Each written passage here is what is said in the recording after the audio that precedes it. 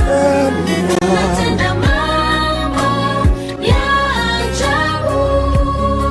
Ninakiri yale uyatendayo. Ni kweli, hakika wewe ni mwema. Hakika wewe ni mwema. Wewe ndiwe Baba wa mataifa. Unatenda mambo ya ajabu. Ninakiri yale uyatendayo. Hakika wewe ni mwema. Mungu wangu, wewe ni mwema. Haufananishwi. Wewe ni mwema.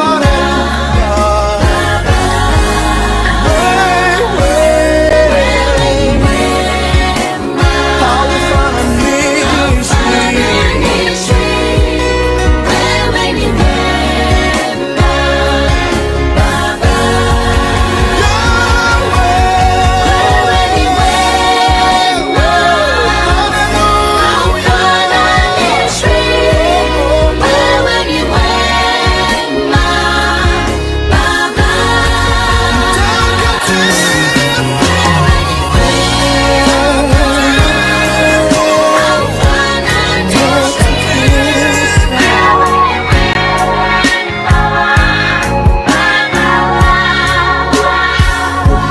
Mfalme mwema, mwaminifu, Baba muweza yote, una nguvu, haushindwi. Pokea utukufu, Mfalme mwema, Mwaminifu, Baba uweza yote, una nguvu, haushindwi. Pokea utukufu. Tunakupa Heshima na sifa zote. ewe Mungu, Umetukuka. Baba, tunakupa Twakupa heshima na sifa zote.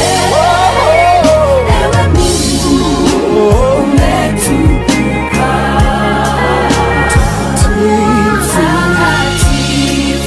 takatifu, Takatifu, Bwana wa majeshi. dunia yote Imejawa na utukufu wako. takatifu, Takatifu, takatifu, takatifu, Bwana wa majeshi, wa majeshi, dunia yote imejawa na utukufu wako. Twakupa heshima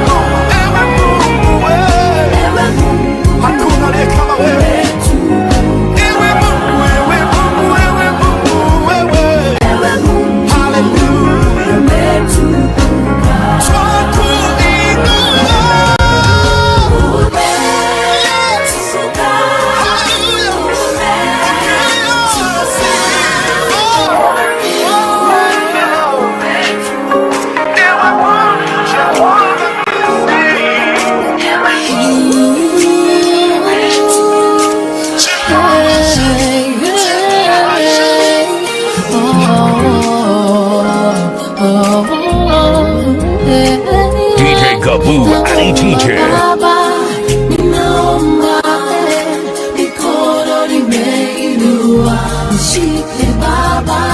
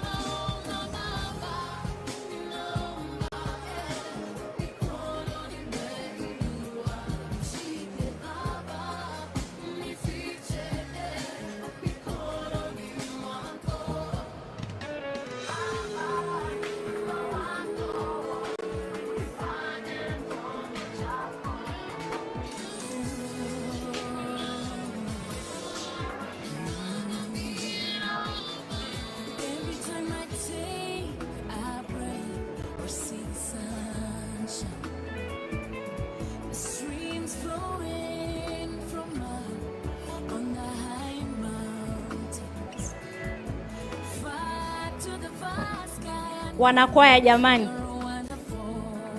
mmetufichia nini pale kwenye handbag? Kujeni mtutumbuize kidogo, leo siku yenu. Hii ndio siku bwana, this is the day. We are very proud. Taita Taveta County is very proud to be hosting the 6th Agribusiness and the Blue Economy Conference. So welcome, take the stage as we wait. Our guests are very much around the corner. So anytime from now, we shall be running the program.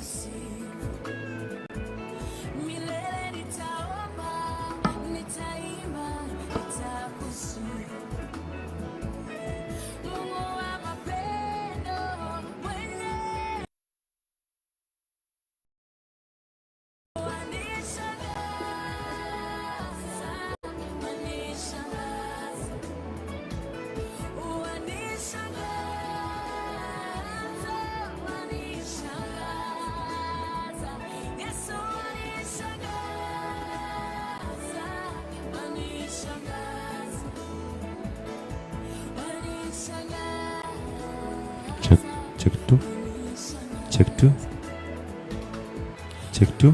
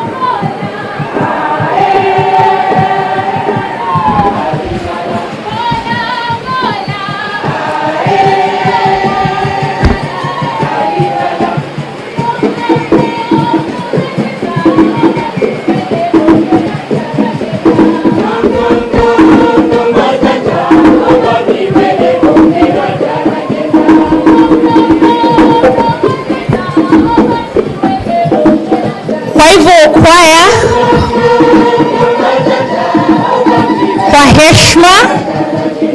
kwa heshima na taadhima, kwaya mtaniwia radhi kidogo tu, manake tunavyoona sasa mambo yanaelekea kufika kileleni.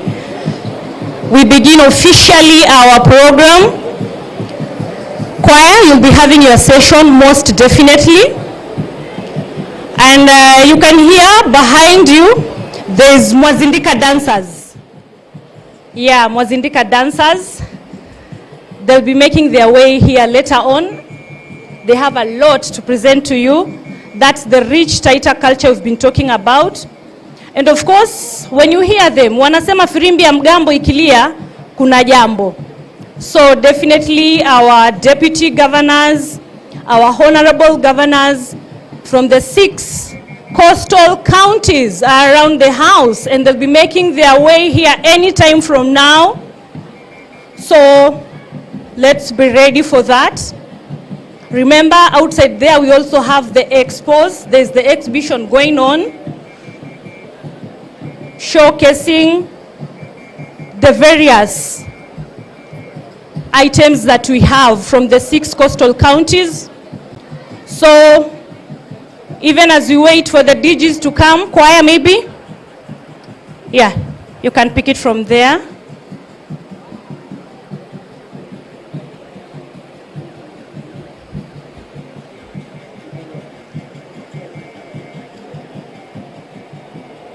So definitely those are Mwazindika dancers. Wanajumuiya kaunti za Pwani hoye. JKP hoye. Jabeik hoye. Wana Taita Taveta hoye. Wana Kilifi County. Wana Kilifi County? Tana River County? Hoye. Na Kwale je? Kwale mko wapi? Yeah, so definitely we are going to begin any time from now. I can see we already have our deputy governors. We also have some of the CCs. We also have some of the delegates who are around the house.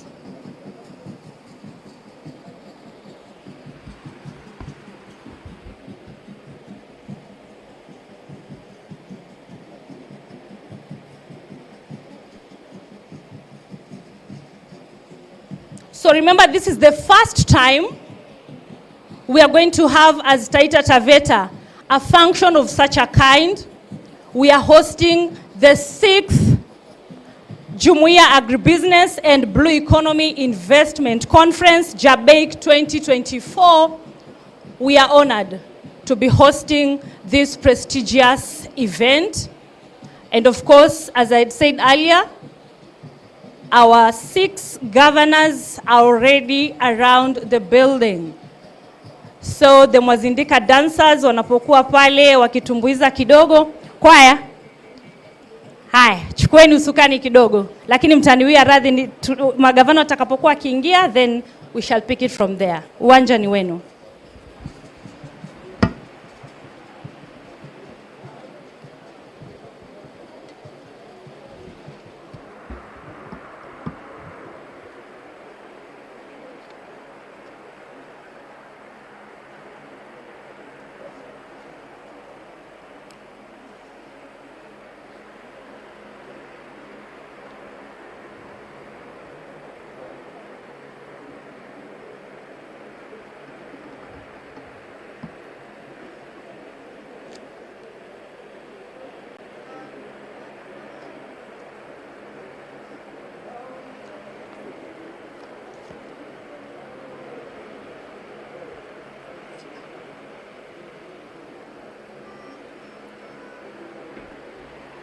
mzima anakuja, so kusudi niendelee kuimba haya katika kusimamia.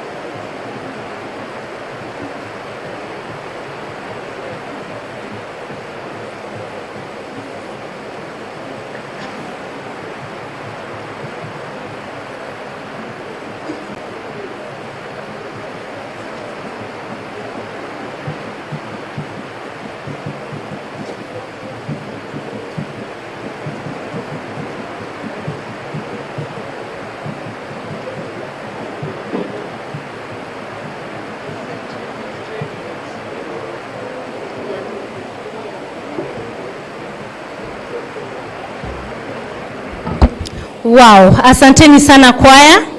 Lakini hicho ni kionjo tu. It's the tip of an iceberg. Bado. Yeah, so we are going to have it all later on. For now, as I told you, we are waiting for our governors from the 6 coastal counties. They will be around any time from now. We already have the DGs around. We have all the other delegates. You are here. And so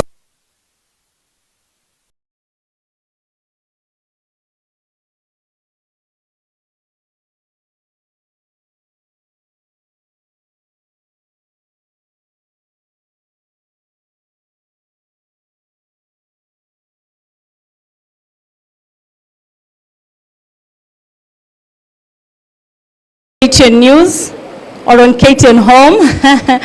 Yes, and so it's a privilege really.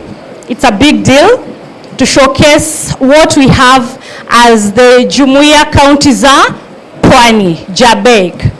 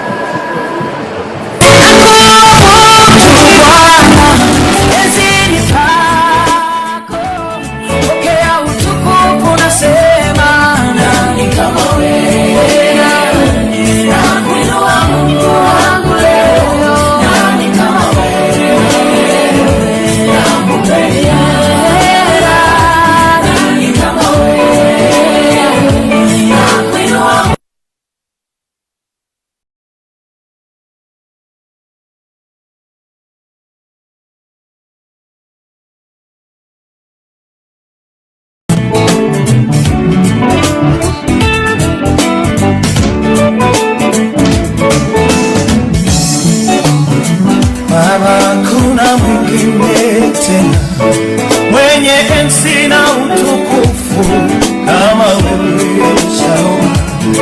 Baba,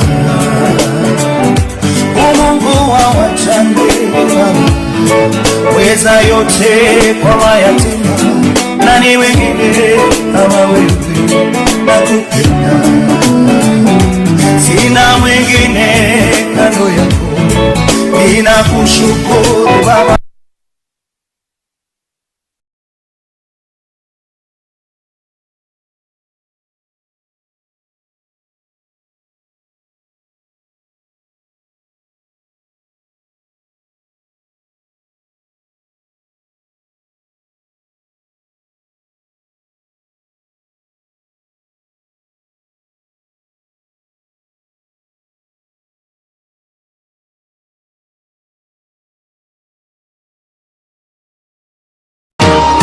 Baba, naomba kibali chako, kibali chako, kibali chako.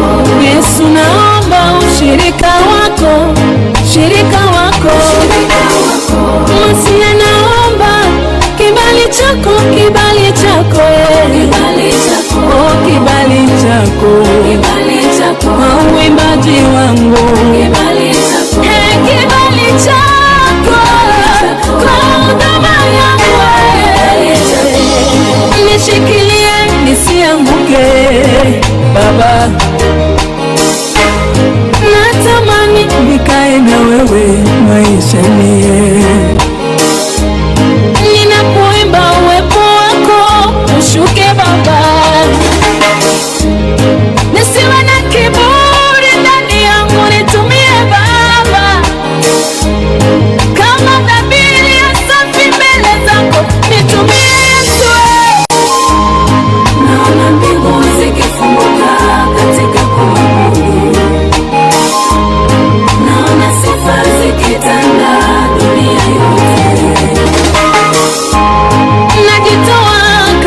mbiu nitumie Baba. Wewe ni mwema sana, umetukuka, hakuna kama wewe. Wewe ni mwema sana, umetukuka, hakuna kama wewe. Naona mbingu zikifunguka katika kuabudu, naona sifa zikitanda dunia yote. Naona mbingu zikifunguka katika kuabudu, naona sifa zikitanda dunia yote. County Assembly Choir. County Assembly Choir, tafadhali kwa ajili ya wimbo wa taifa na ule wa Afrika ya Mashariki. Kama tulivyoagana awali, watakapowasili waheshimiwa magavana, sote tutasimama kwa heshima ili tuwalaki, kisha tutaendelea na ratiba tutakavyo muongoza.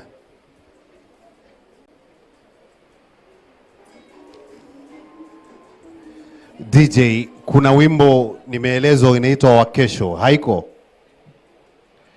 Tafadhali kidogo tukiendelea tukisubiri.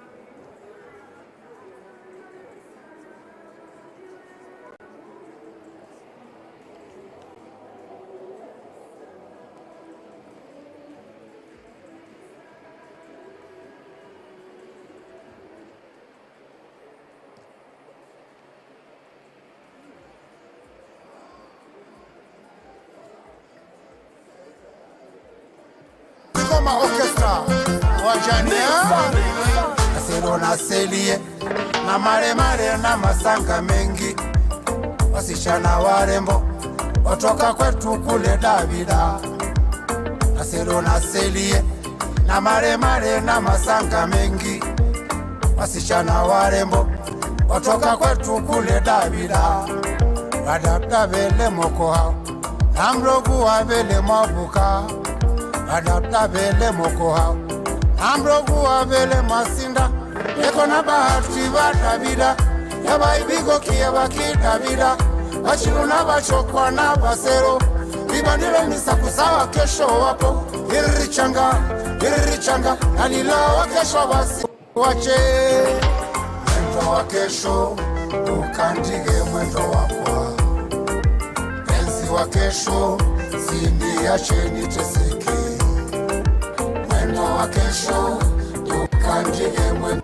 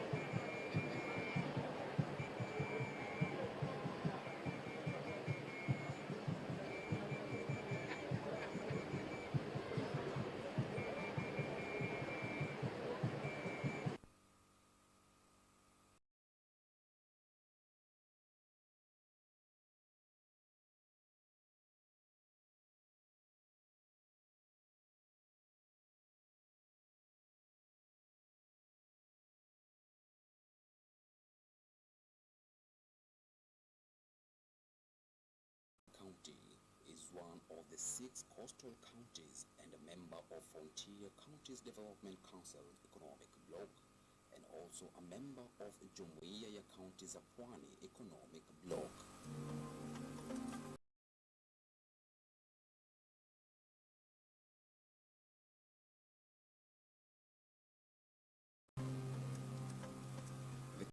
The offices are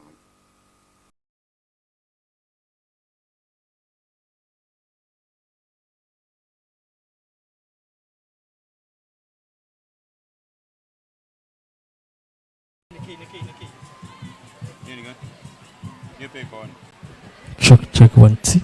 Vile akiwemo gavana wa Tana River His Excellency Dr. Dadho Godana. DJ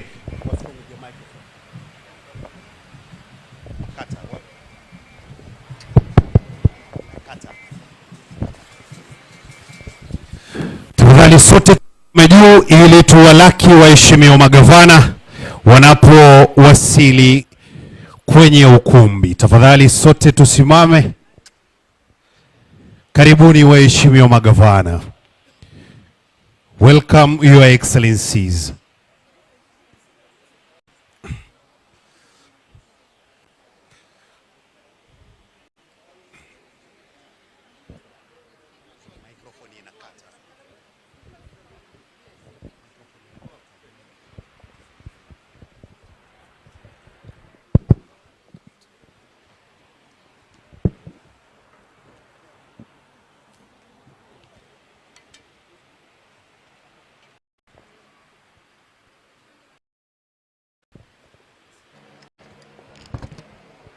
Tafadhali tutulie tulivyo, na waliovaa chepeo zisizo rasmi ningewasihi tuweze kuzitoa ili tupokee wimbo wa taifa na ule wa Afrika ya Mashariki.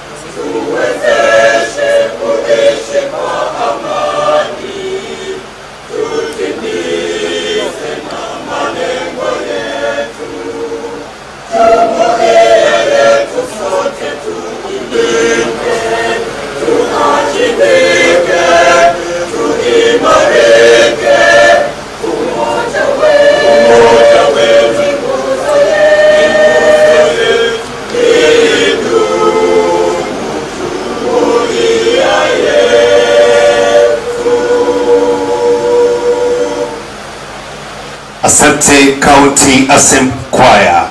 Tukiwa katika hali hiyo tulivu, tafadhali ningeomba nimwalike Reverend Monjulu pamoja na Sheikh Faruk Hamis ili waje tufungue ratiba hii kwa maombi.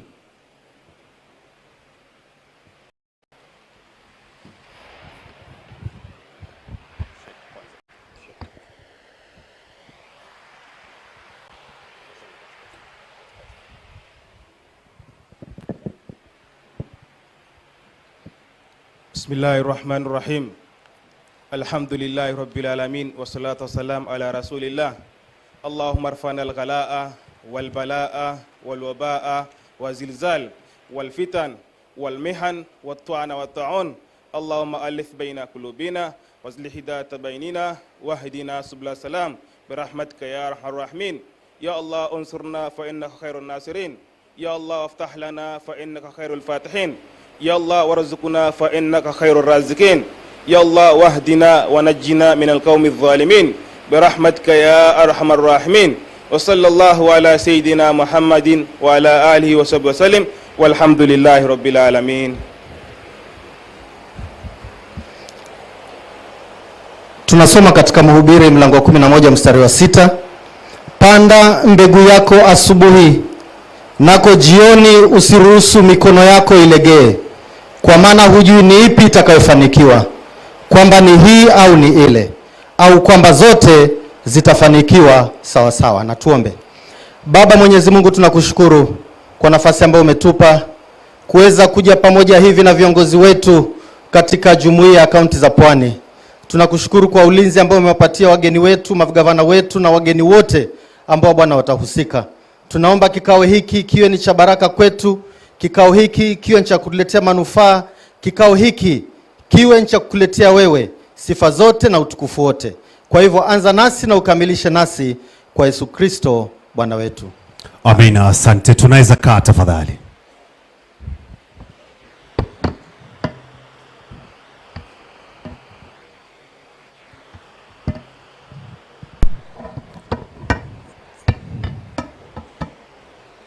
Gavana wa jimbo la Taita Taveta, Your Excellency Dr. Andrew Mwadime, Gavana wa Kilifi ambaye pia ni mwenyekiti wa jumuiya za kaunti ya Pwani, Your Excellency Gideon Mungaro, Gavana wa Tana River, Your Excellency Dr. Dadho Godana, naibu wa gavana wa jimbo la Taita Taveta, Your Excellency Christine Saru Kilalo, naibu wa gavana wa jimbo la Kilifi, Your Excellency Flora Chibule, waheshimiwa mawaziri wa jimbo, mwenyekiti wa jumuiya za kaunti ya Pwani ambaye pia ni mwenyekiti wa Vision 2030 Dr. Emmanuel Nzai, Taita Taveta Development Investment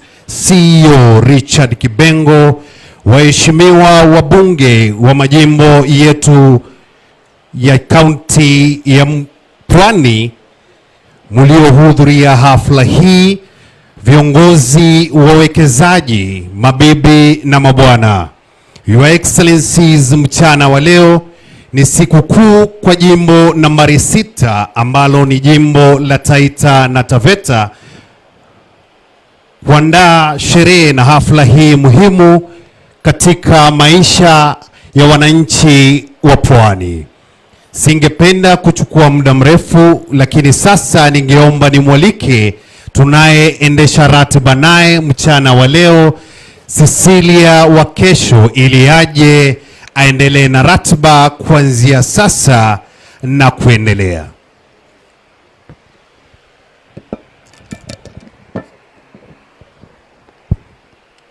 Naam, bila shaka hayawi hatimaye yamekuwa, sio? JKP mpo? JKP mpo? Jumuiya kaunti za Pwani mpo? Naam, bila shaka ni fahari ilioje leo kaunti hii ya Taita Taveta kuwa mwenyeji wa warsha hii ya 6 ya uwekezaji wa kibiashara na swala zima la uchumi samawati. Gavana wa kaunti ya Taita Taveta, the host governor, Honorable Andrew Mwadime, Gavana wa kaunti ya Kilifi, Honorable Gideon Mungaro ambaye vile vile ndiye mwenyekiti wa JKP. Tuko na gavana wa kaunti ya Tana River, Dadho Godana, manaibu magavana, all protocols observed, mabibi na mabwana. Karibuni sana kwenye warsha hii.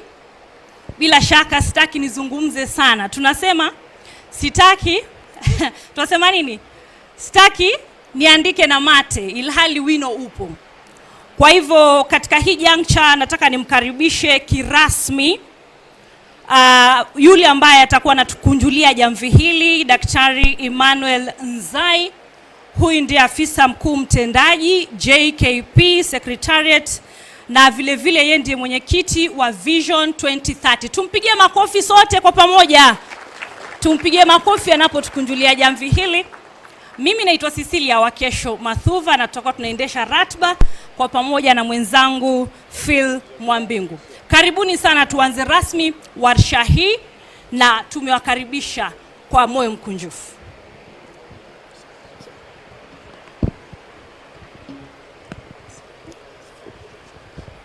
Tumpigie makofi pia. Wananchi wa Taita, hayawi hayawi. Hiyo sauti sisikii. Hayawi hayawi. Chairman, Excellency Governor Gideon Mung'aro wa Jumuiya ya Kaunti za Pwani, Host Governor Dr. Andrew Madime, Dr. Taita Godana, Excellency Governor of Tana River, Deputy Governors, Kilifi and Taita Taveta, na wananchi watukufu nyote mlioko hapa, hamjambo tena. Jina langu naitwa Emmanuel Nzai, mimi ndio mkurugenzi wa Jumuiya ya Kaunti za Pwani na chairman wa Vision 2030. Nitachanganya Kiswahili na Kizungu, bora tuelewane. Chairman and governors, the team of the Jumuiya ya Kaunti za Pwani Secretariat, in partnership with the Taita Taveta Development Investment Corporation and the board and the Department of Tourism, Trade and Investment, have been working hard in the last 6 months plus to prepare this 6th Agribusiness Blue Economy Investment Conference. This is our 6th. And as these prayers were going on here, amesema mbegu inapandwa asubuhi. Mmesikia hayo maneno? Mbegu inapandwa asubuhi. Mbegu ya jumuiya ilipandwa in 2015 na governors wale wa kwanza. Governors wote hawako hapa, manake wale walimaliza muhula wao. Magavana wa pili ndio hawa ambao wameingia, magavana 6 ambao ndio wenye Jumuiya ya Kaunti za Pwani.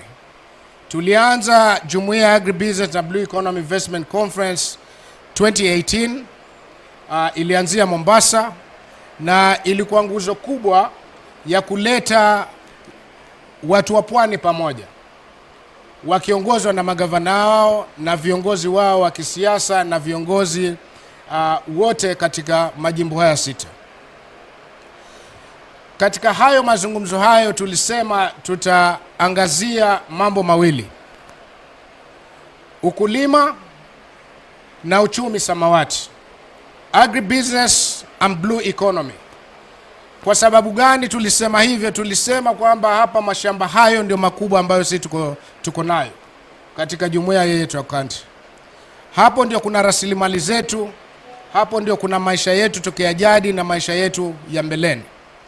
Na tunafurahia tokea upande huo wa kwanza tuliposema hayo mpaka sasa.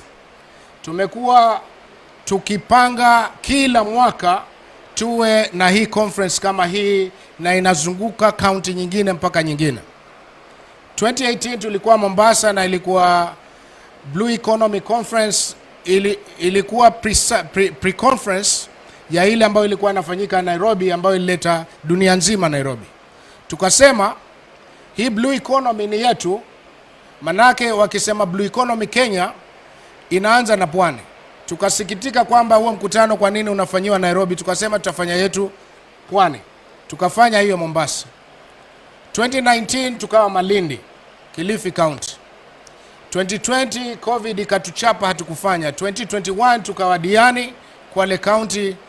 2022 tukawa Tana River na Governor Taita Godana. 2023 tukarudi Mombasa, na sahi tuko Taita Taveta. Tupigipigie makofi watu wa Taita Taveta. And so we have been very, very consistent, Excellency Governor, on this.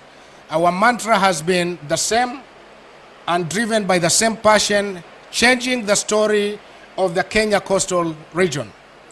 Na story yetu tulisema hii tutaigeuza ya kutoka maskini mpaka maendeleo yote ya kwa pamoja ya jumuiya nzima, tukiangazia hizo sekta mbili. Kwa hivyo hapa leo tumekuja na asanteni sana nyote mliokuja hapa kwa kuleta hii historia kuu ya kwamba inawezekana kwamba wapwani wanaweza kukaa wakapanga kwa miaka 6, miaka 10 na wakaendelea kufanya hivyo consistently, resiliently kama vile tumefanya. Kwa hivyo Your Excellency Governor Mwadime na Deputy Governor na timu yako yote, tunashukuru sana. Tunashukuru tumetembea na wewe katika hii safari. Umekuwa mstari wa mbele kabisa kuzungumza na watu, kualika kwa kaunti yako kuhakikisha kwamba hii inafanikiwa. So with your permission, Your Excellency Chairman, there's just a few slides I want to put in context so that we can wrap this up so that we can move forward, especially with the program. What you have on your screen ni zile conferences ambazo tumefanya. If you go to the next one please.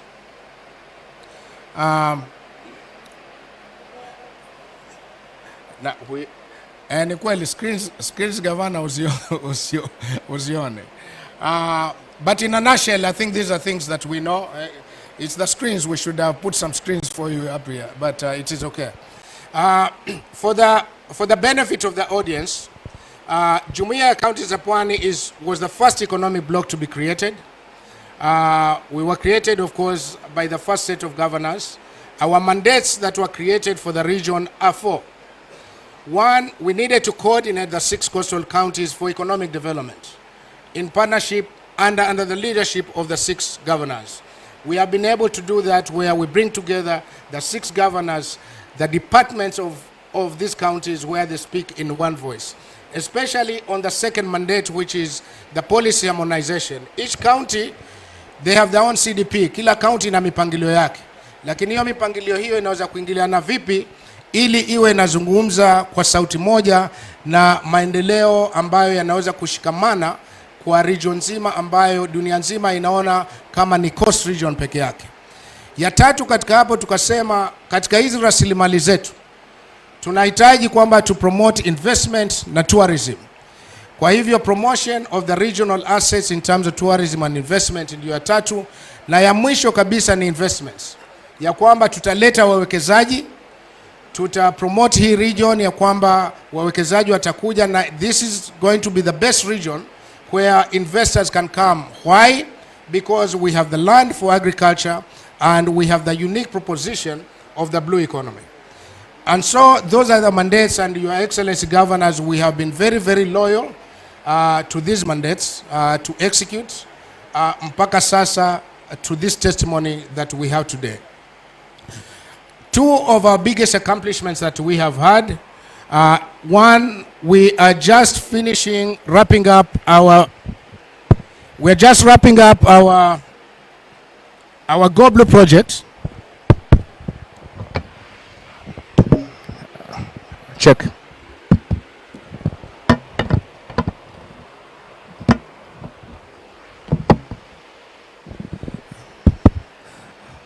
Hello? Okay. I'm going to have to shout. So our biggest accomplishment, and I think it's of interest to much of our partners who are here today. Jamaa mtanisaidia na microphone. Our biggest project has been the Goblu project. The Goblu project has been a testimony of partnership, that partnership gets to work, especially if you speak in one voice. Within a period of a year, we went through a whole proposal process with the European Union, UN Habitat and UNEP. And talk about UN Habitat and UNEP, we have the new country representative who is here from the UN Habitat and UNEP, and we're really happy that you are here with us. Italian Development Corporation, Portugal Camões, looking at the tourism sector, Italian Development Corporation on the fisheries, Expertise France on maritime security, and amongst all of them, so far we have worked so hard to simply open up the blue economy space, both for investors and also for the communities. You can't hear me belay. It is not my fault and I don't know what to do. I just have to shout. Hello.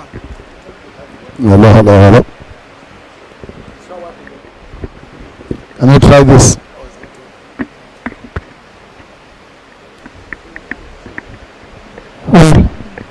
Technical team yawezekana.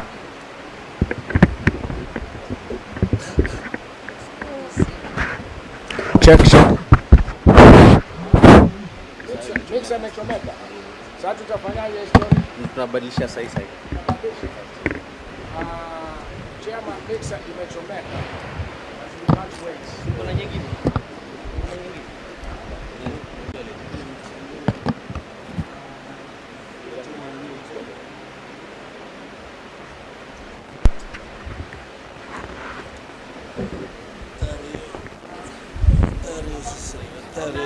Matatizo ya kimitambo, sio? Matatizo kidogo tu ya kimtambo inatokea. Kwa hivyo wanapoendelea kurekebisha pale, wanafanya vipi? Sifanyie kitu. Hello. Karibuni sana.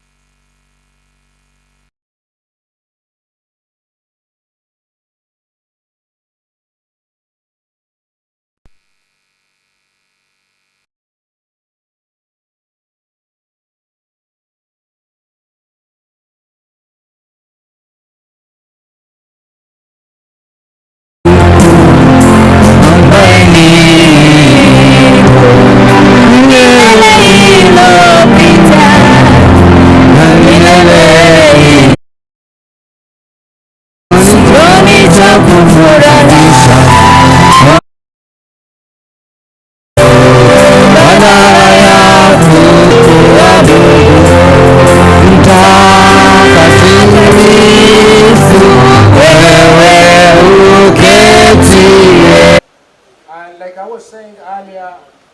Achievement kubwa ambayo tumekuwa nayo ni kuleta wawekezaji ambao wameleta hii project ya global project, na sahihi imefikia kikomo chake. Maboti karibu 35 yamepeanwa, trainings zimefanyika in various places across the coastal region. Tumetengeneza master plan ya fisheries, tumefanya master plan ya tourism ya region nzima ambayo tuko nayo. Tumehusisha counties zote na stakeholders wote katika blue economy na agriculture. With GIZ tumefanya training. Hii polytechnic hapa tuli introduce new training ya blue economy jobs. Na hizo jobs hizo ambazo zinaendelea hivi sasa, na kila polytechnic ile waliofanya wanaendelea hizo programs ambazo tulianzisha. Na kwa hivyo leo na tuko hapa hivi sasa, katika hii miaka 4 tunafika kikomo ya ile project. Shangwe kubwa ambayo tuko nayo na magavana wetu 6, miezi iliyopita karibu 6, tulienda nao Italy ili waende wakazidishe ama wakaongeze hii project iwe itaendelea. Na katika miradi hiyo bado inaendelea, na partners wetu wengi wako tayari kwamba hii mradi uendelee. I think the second initiative ambayo we have right now, which is ongoing, and it's going to be the first one. For the first time, hapa Pwani we are going to host the first East Africa Global Health Security Summit. Sote tunajua COVID ilituchapa Kenya nzima na Afrika nzima. Na with partners, international partners, wakachagua kwamba tutahost ministers 14 kutoka East Africa region at Pwani University January 28, 29 na 30th. Hiyo yote ni kazi ya Jumuiya ya Kaunti za Pwani na hawa magavana. Tuwapigie makofi. So I think in conclusion, as you look at this program that we have today and tomorrow, ambayo ilianza jana. Jana tulikuwa na timu ya KEPSA na tulikuwa na economic blocks zote 7, wakakaa tukafikiana kwamba wataanzisha kuzungumza na private sectors katika Kenya nzima, tuanzie na Pwani. Kwa hivyo kaunti zote 6 tutakuwa tukija pamoja na KEPSA na National Chamber of Commerce, tutaangalia hii mambo ya uwekezaji na also our entrepreneurs wao wanakuwa trained. Hiyo mkataba tulifanya jana. Na pia kulikuwa na auction. Na Waziri Shue yuko wapi? Waziri Shue alifanya kazi mzuri sana kuhakikisha, tumpigie makofi waziri wenu, kuhakikisha kwamba na Jumuiya Go Blue Projects tuna documents ambazo tutazilaunch, na kufikia kesho tutawaonyesha vile Go Blue Projects ambayo tuna mipangilio vile ambavyo itakavyoendelea. Kwa hivyo hii program ambavyo nyinyi mmekuja hapa, tafadhalini wale ambao wako nyumbani muwaite wote. Kesho tuwe tumejaa, na leo msitoke hapa mpaka haya yote mjue kila mtu akitoka hapa anatokea na nini. Kwa hivyo kwa hayo machache na mengi, nataka kuchukua fursa hii kupatia usukani kwa chairman wetu, kwa host governor, Daktari Andrew Madime, ili atuendeleshe ratiba.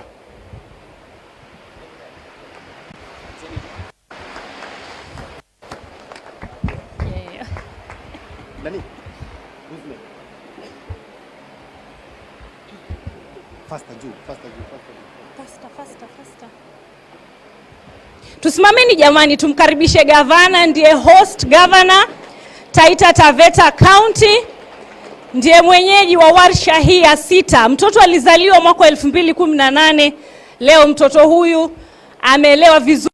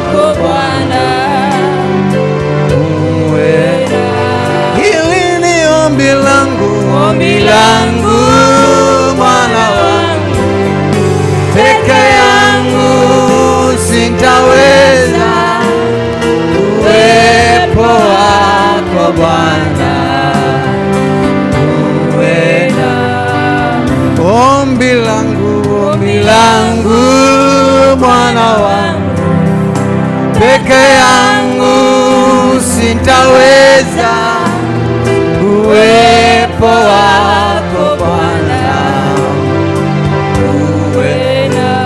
kwako nanyenyekea, uwepo wako Bwana, katika safari, uwepo wako Bwana, Yesu kinibariki, uwepo wako Bwana, Bwana ukininua, uwepo wako Bwana, uondoshe majivuno, uwepo wako Bwana.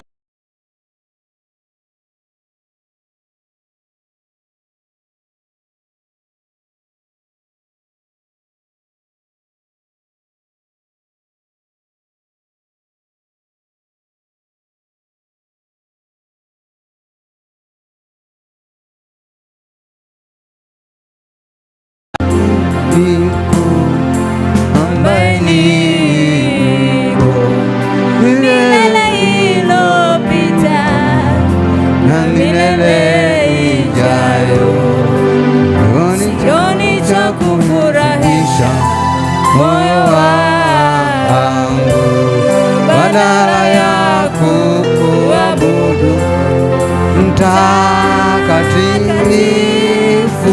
wewe uketie juu ya vyote, sifa hii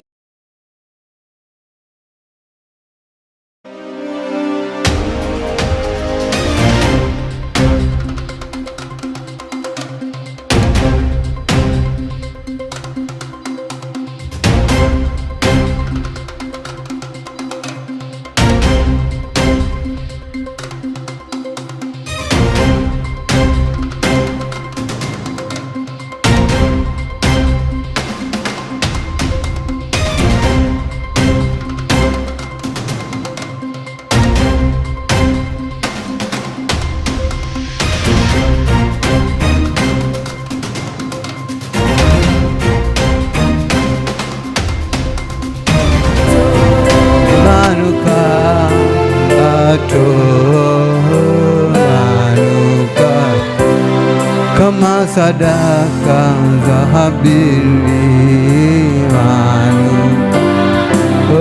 kama zabihu za Habili, kama sadaka za Daudi, kama sadaka za Habili, kama sadaka za Habili, manukato.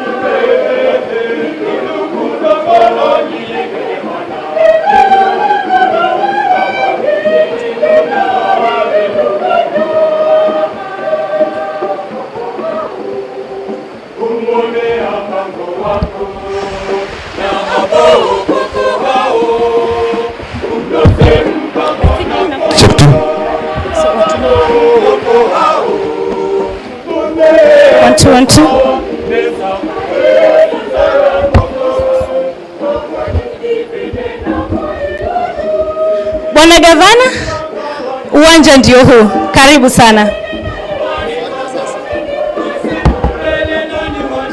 So you are ready, that's it. It's okay.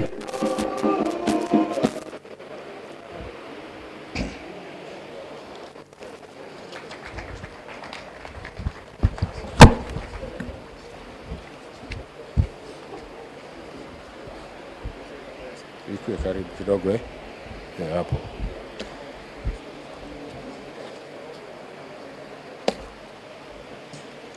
Next time, let us improve on the system, please. Ladies and gentlemen.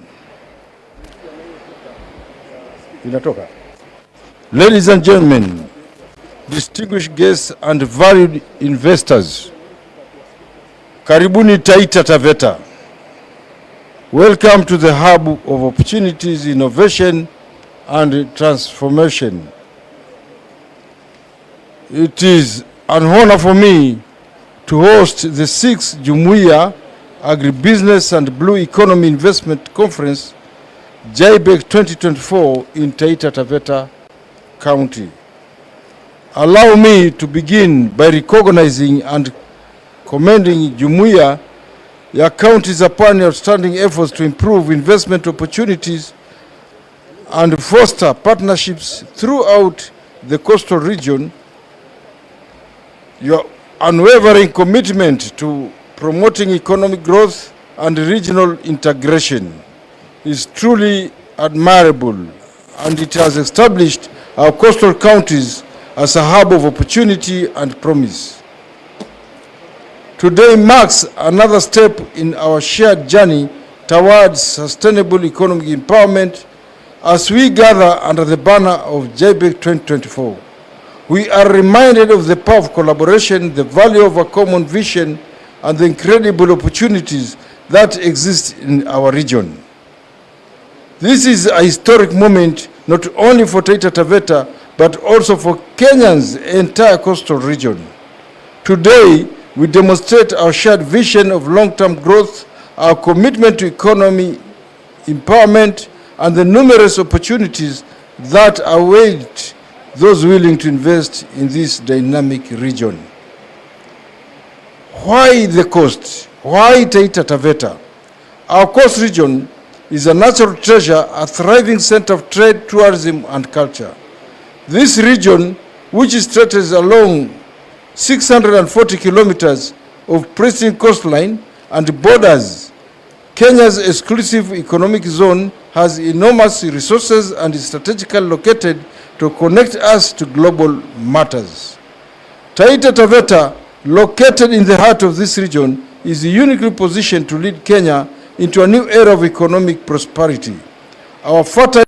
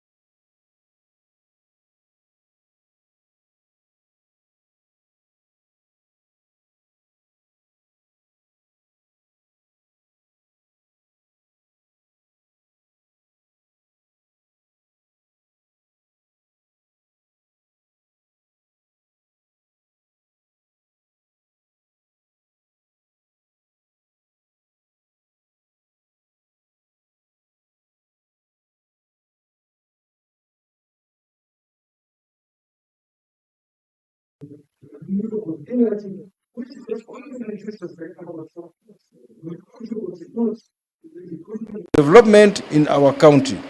Whether in aquaculture, fisheries, solar or wind energy, your investment can help to power industries and communities in a sustainable manner. And the strategic infrastructure, Taita Taveta will be transformed into a logistics hub through projects such as the revival of the Taita Taveta Railway, the Ikanga airstrip, and the establishment of a dry port. These developments will improve connectivity, streamline trade, and attract business that are prepared to thrive in a competitive market. Platform for partnership. This conference is not just a gathering, it's a platform to build connections, spark innovation, and forge partnerships that lead to tangible change over the next few days. You will participate in interactive sessions, exhibitions, and discussions aimed at maximizing the potential of the agribusiness and blue economy sectors. We have created a portfolio of bankable projects that showcase Taita Taveta's strengths, including agribusiness, ventures, renewable energy solutions, mineral processing opportunities, and tourism infrastructure. These projects are designed to have an immediate positive impact to the community while also providing long-term growth, ensuring that your investment yields exceptionally returns. An invitation to innovate and transform. Ladies and gentlemen, investing in Taita Taveta is more than just a business opportunity. It is a chance to join us on a transformational journey. It's a call to innovate, empower communities, and leave a lasting impact. Ladies and gentlemen, out of the cuff. This was official speech, and I was doing it very fast because I can see these systems are not behaving.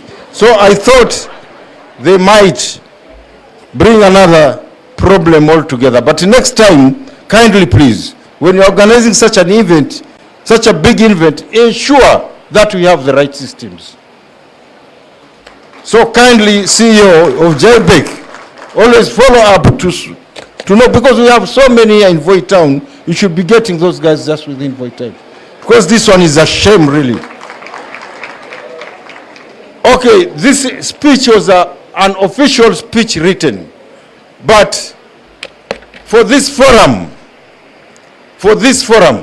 you know, I can just talk Taita Taveta just a little bit the way I know it. Taita Taveta is a vast county, approximately over 17,000 square kilometers. And the topology ranges from the hills to the lower land. When we talk about agriculture, we start from the macadamia in the hills at Undanyi. We have the best quality of macadamia, and any investor who is interested in investing in, we believe we have been exporting our jobs. Right now, if you're going to have an add value machine in Undanyi, I am sure we might be the biggest producer of macadamias in the country. When we talk about bananas, in the country, we are the second largest producers of bananas after Kisii. Therefore, banana is one of the products in Taita Taveta which does very well. When we talk about the rice fields in Kenya, I know most Kenyans, they just talk about Mwea, they talk about Ahero, but let me tell you, Mwea is hardly 26,000 and water is a problem there. Ahero is 19,000. When we talk about Taita Taveta, we are talking a whooping over 300,000 acres. When you're gonna see the ice of Mount Kilimanjaro, when it melts down, actually it comes to Kenya and then it goes to Tanzania. And the spring actually starts from Taveta. Therefore, in terms of agriculture, Taita Taveta is one of very rich in agriculture. It is a water surplus county, and whoever can invest in water, I think it is the fastest return in this county. When I talk about it is a water surplus account, we have Njoro Springs, we have Njorondogo, we have Jipe, we have Lake Chala. If you go from Undanyi coming to Dembo down to Mwatate, there is a gorge of valley between Dembo and Mwatate. If we're going to make a check dam over there, that check dam can produce hydroelectricity. At the same time, that water can irrigate the entire Taita Taveta, entire Kwale, entire Kilifi, and some parts of Mombasa who are doing farming. Therefore, my colleagues, my brothers of Kilifi, Mombasa, Kwale, let us join hands and make a check dam at Dembo, and then another one as you are going down from Undanyi to Mbale and to Msau. That gorge can also, if you're going to make a check dam, it can really produce a lot of water. And at the same time, the soil of Taita Taveta, what we are lacking is just water. Otherwise, it's very rich, very fertile. If you're going to plant an onion over here, tomato over here, it becomes as big as my head. When we talk about the grazing fields, Taita Taveta is the one with about 1 million acres of land disease-free.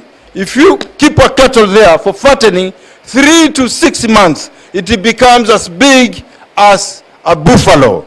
Therefore, investors in grazing, you are also welcomed on the same. When it comes to tourism, Savo East and Savo West is the biggest national park within the country, with all the big 5 and even some animals which are very rare to be found somewhere else. When you go up Taita Hills, you'll find species of birds which you'll never find them anywhere in the world. Therefore, as investors who are here, the government of Taita Taveta is flexible. There is no bureaucracy, just calling. You'll either get the governor, you'll get the deputy governor, you'll get the members of the executive. and we are open to any good idea. Therefore, we allow PPs, you can work together with the county or as an individual. We are welcoming you.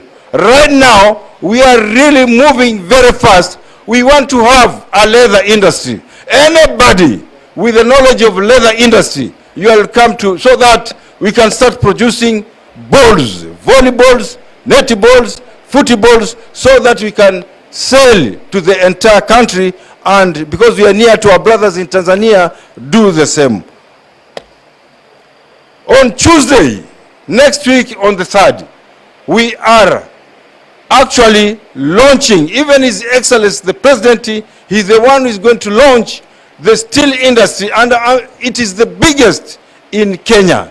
Therefore, we are also welcoming you, because we have quite a number of minerals, ranging from iron ore, both hematite and magnetite.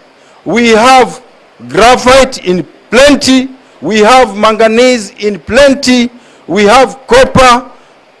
Whoever is interested, kindly feel at home. Come to our executive member of mining, and he will explain to you everything.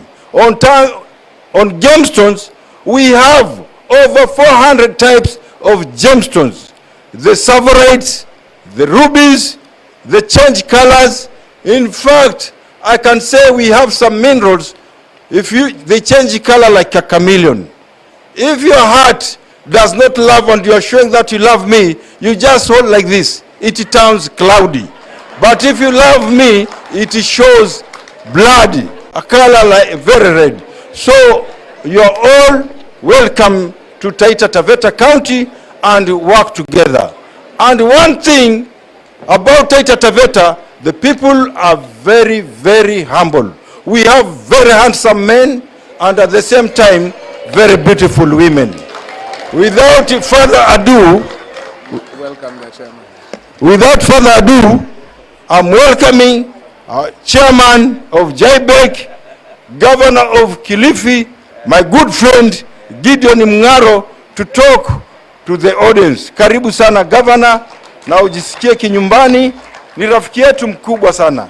Karibu sana governor, uongee na wananchi, because here we are on live, but if you're going to stay for long, then they will switch off. So governor, move on.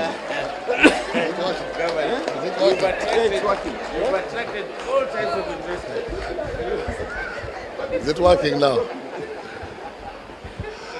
Thank you, my brother Governor Mwadime. I know he has invited all investors. I will not go for the handsome men, but for the beautiful women. Thank you. Get seated.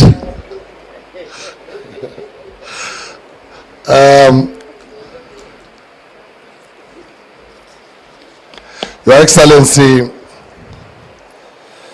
my brother and host governor of Taita Taveta, Daktari Andrew Mwadime, my brother Major Retired Dado Godana, governor of Tana River, also Daktari. Kila mtu ni daktari hapa, mimi tu. Maybe I should recognize Professor Irina, because madaktari wamekuwa wengi hapa. Our brother Professor Irina is also around.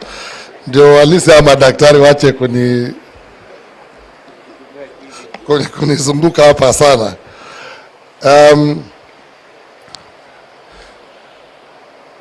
The CEO of Jumuiya Counties of Pwani, Dr.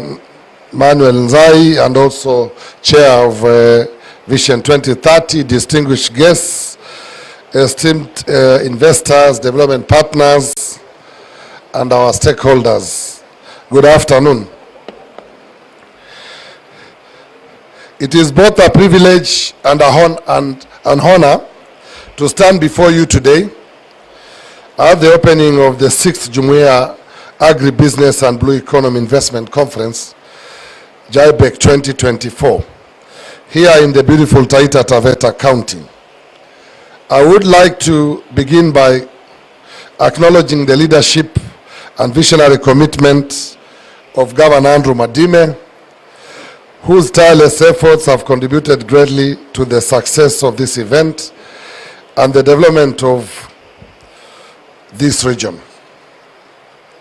Allow me to also exceptionally work of Jumuiya ya Counties za Pwani, a regional economic bloc that has shown the power of unit in driving the sustainable growth of our coastal counties through collaboration and collective efforts. We have successfully built a framework that harmonizes policies, fosters investments, and taps into the vast potential of our natural and economic resources. Together, we are shaping a future of shared prosperity for all our people. This year's conference, themed Partnerships to Unlock Green and Blue Economy Investments, marks another significant milestone in our journey of transforming the agriculture and blue economy sectors. It is more than just a gathering, it is a platform for innovation, collaboration, and action. By bringing together key players from across sectors, JIBEC 2024 provides a space to identify and implement solutions to some of the most pressing socio-economic challenges facing our region. Ladies and gentlemen, looking back at the journey of JIBEC since its inception in 2018, we have much to be proud of. From Mombasa to Kwale, Tana River, and Mombasa, Kwale, Tana River, and last year's conference back in Mombasa, I am eagerly anticipating Lamu County being the host for next year. JIBEC has grown into a flagship initiative that amplifies the voices of our communities and showcases the incredible potential of our coastal region. Through these conferences, we have attracted critical investment in agriculture, fisheries, and industrialization, supported sustainable development through impactful projects like the EU-funded Go Blue project, fostered partnerships with international organizations such as FAO, UNEP, USAID, among others, and elevated the roles of youths and women, positioning them as key drivers of our economic growth. Each county that has hosted this conference has left an indelible legacy, as we are proud to continue that tradition here in Taita Taveta today. We are not only reflecting on our achievements, but also reaffirming our commitment to sustaining the momentum of change.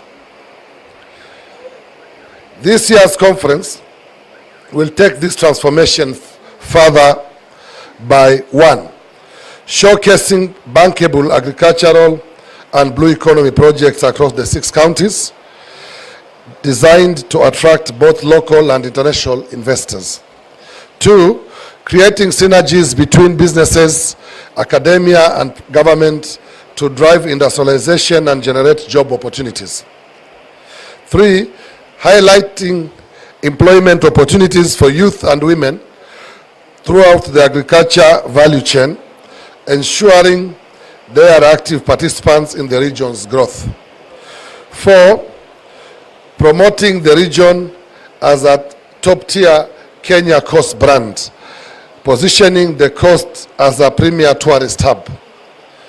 5, honoring individuals and organizations that have made outstanding contributions to the transformation of our region, recognizing their invaluable role in our progress. Ladies and gentlemen, none of this will be possible without the steadfast support of our partners, investors, and stakeholders. On behalf of Jumuiya ya Counties za Pwani and the people of this great region, I extend our deepest gratitude to each of you. Your unwavering trust, expertise, and investments are helping to turn our vision into reality. And for that, we are truly grateful. As we embark on the discussions, exchanges, and collaboration of this conference, let us remain focused on our shared goal of building a thriving, inclusive, and sustainable coastal economy. Together, we can unlock the full potential of both our green and blue economies, creating lasting impacts for generations to come. I want to thank you, and I wish you all fruitful and inspiring engagements throughout this conference. May it be a resounding success. God bless you all. May God bless the coastal region and the Republic of Kenya and Taita Taveta County. Asanteni sana. Thank you for that elaborate speech. Now it's... I'm inviting on your behalf. No, I'll give you. I want to finish something. I'm sorry I have to interrupt Madime. I forgot, I was reminded, and I forgot, apart from Jaibek, where I'll be hosting in 2026, we'll be going back to Kilifi. But next week, we have the Kilifi International Investment Conference happening at the Vipingo region. You are all welcome. If you haven't registered, register now. It will be a conference of its kind. We'll be mingling with giraffes and zebras. Every time you have a tea break, you can take a picture with a zebra, gazelle, or waterbucks. Karibuni sana Kilifi. Asante sana.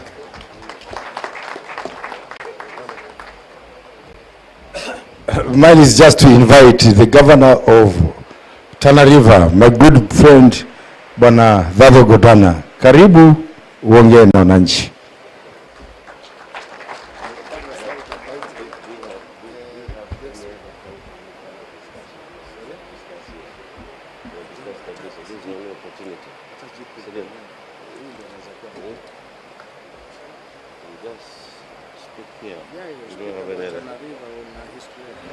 So, Mheshimiwa Mungaro, the chairman of our Jumuiya County za Pwani, mwenyeji wetu Mheshimiwa Mwadime, deputy governors, CEOs, CEO wetu ya Jumuiya, our development partners and participants, good afternoon. Good afternoon. Yeah, I know Mheshimiwa Mwadime has tried to attract all of us. Anyone who wants to invest in anything here in Taita is welcome. Thank you, Governor, for this arrangement to host us here in Taita. I know I was the last person to host you last year in Tana River, and we said this year we wanted to come to Taita Taveta. Tana River is the 5th largest county in the Republic of Kenya and the biggest in terms of landmass in the coast region.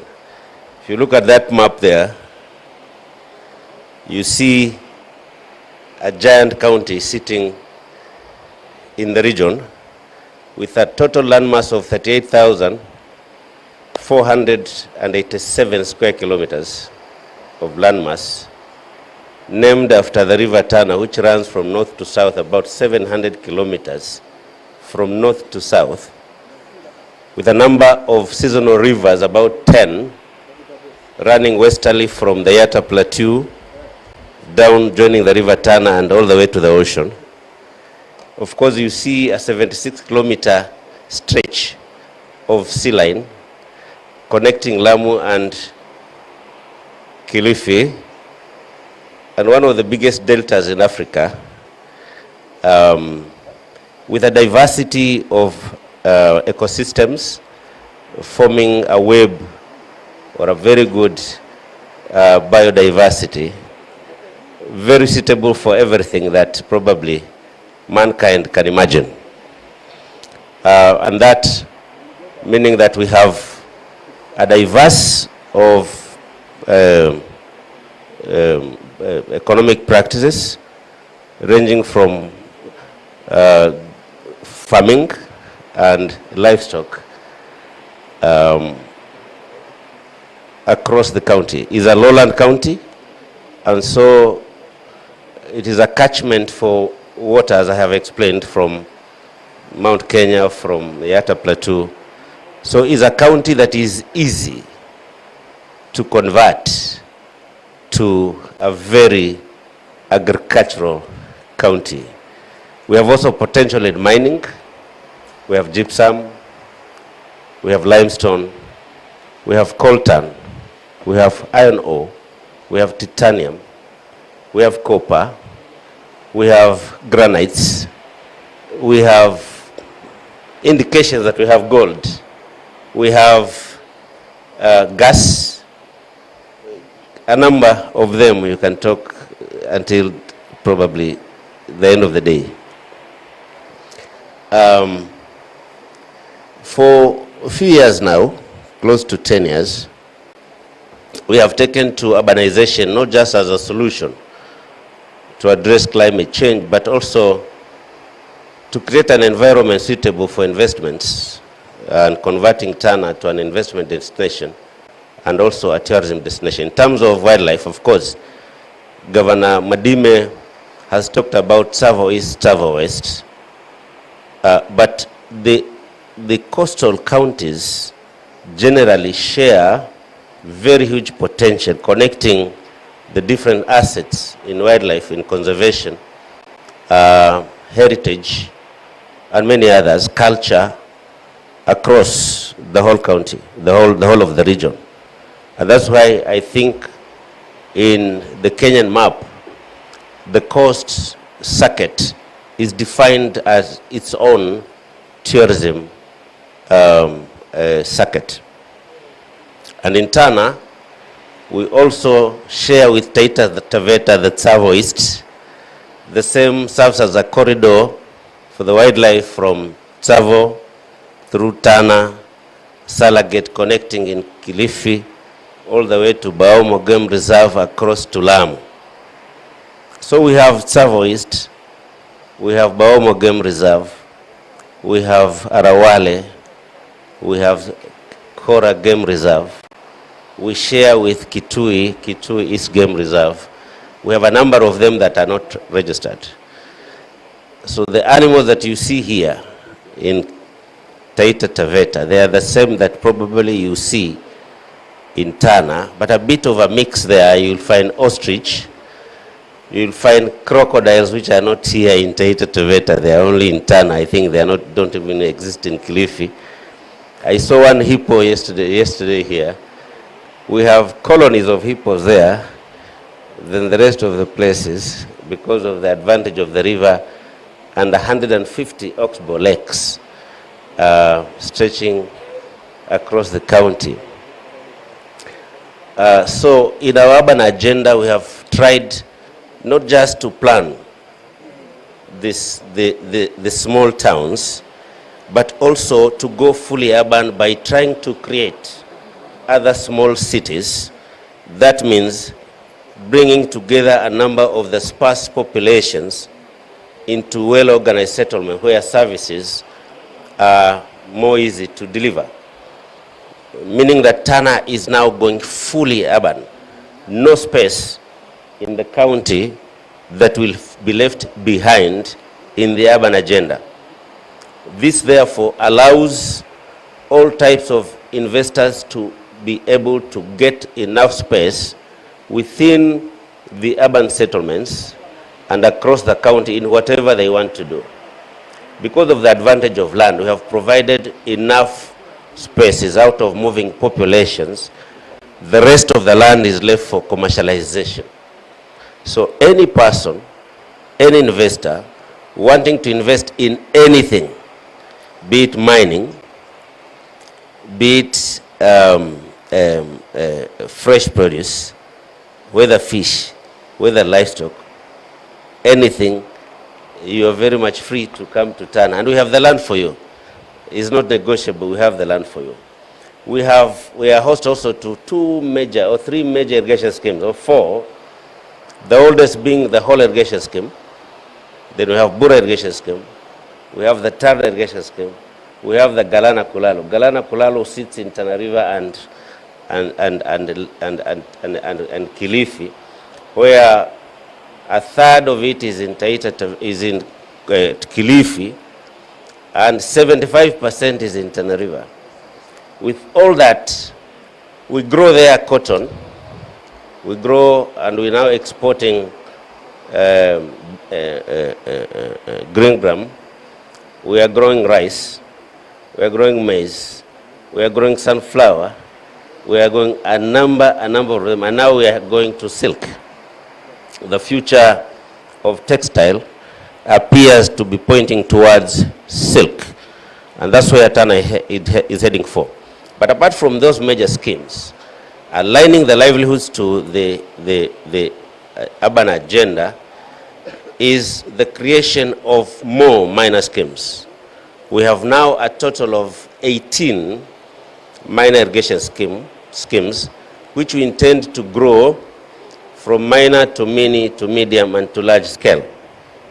So we are going fully large scale, but the journey is starting small, smartly, and in a very simple way. And some years to come, we intend, or we anticipate, to convert Tana to a food security county.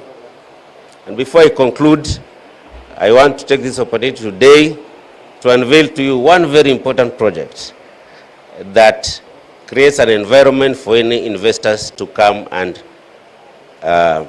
set up their business in Tana, apart from the CAIP, which is already ongoing. And I'll allow my team, if you're there, can you connect me to my final presentation? And maybe as they prepare, allow me to read for you a small speech.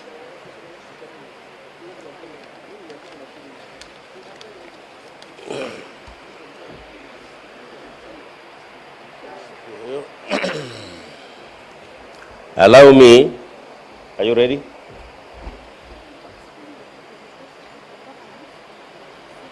Yes, so that they can be able to see. Yeah, Mheshimiwa Mungaro, I'm told because we are unveiling something very critical for the region. It is a project that is linking Kilifi, Tana River, and Lamu counties. If you can move a bit to the other side so that you can see what we are trying to present. Maybe all of you, except myself. But I think we invite the deputy governors. Yeah, and yeah.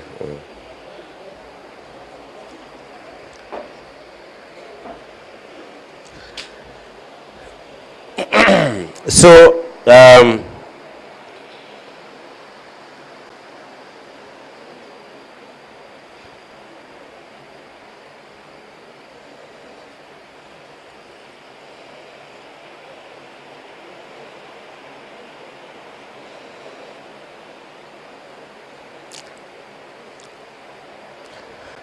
yes, one very critical thing that I want to tell you is that Tana has recently been designated as a World Heritage Site,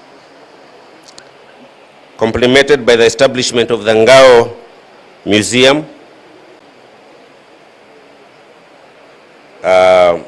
which also serves as an ecological preservation, cultural heritage, and economic potential.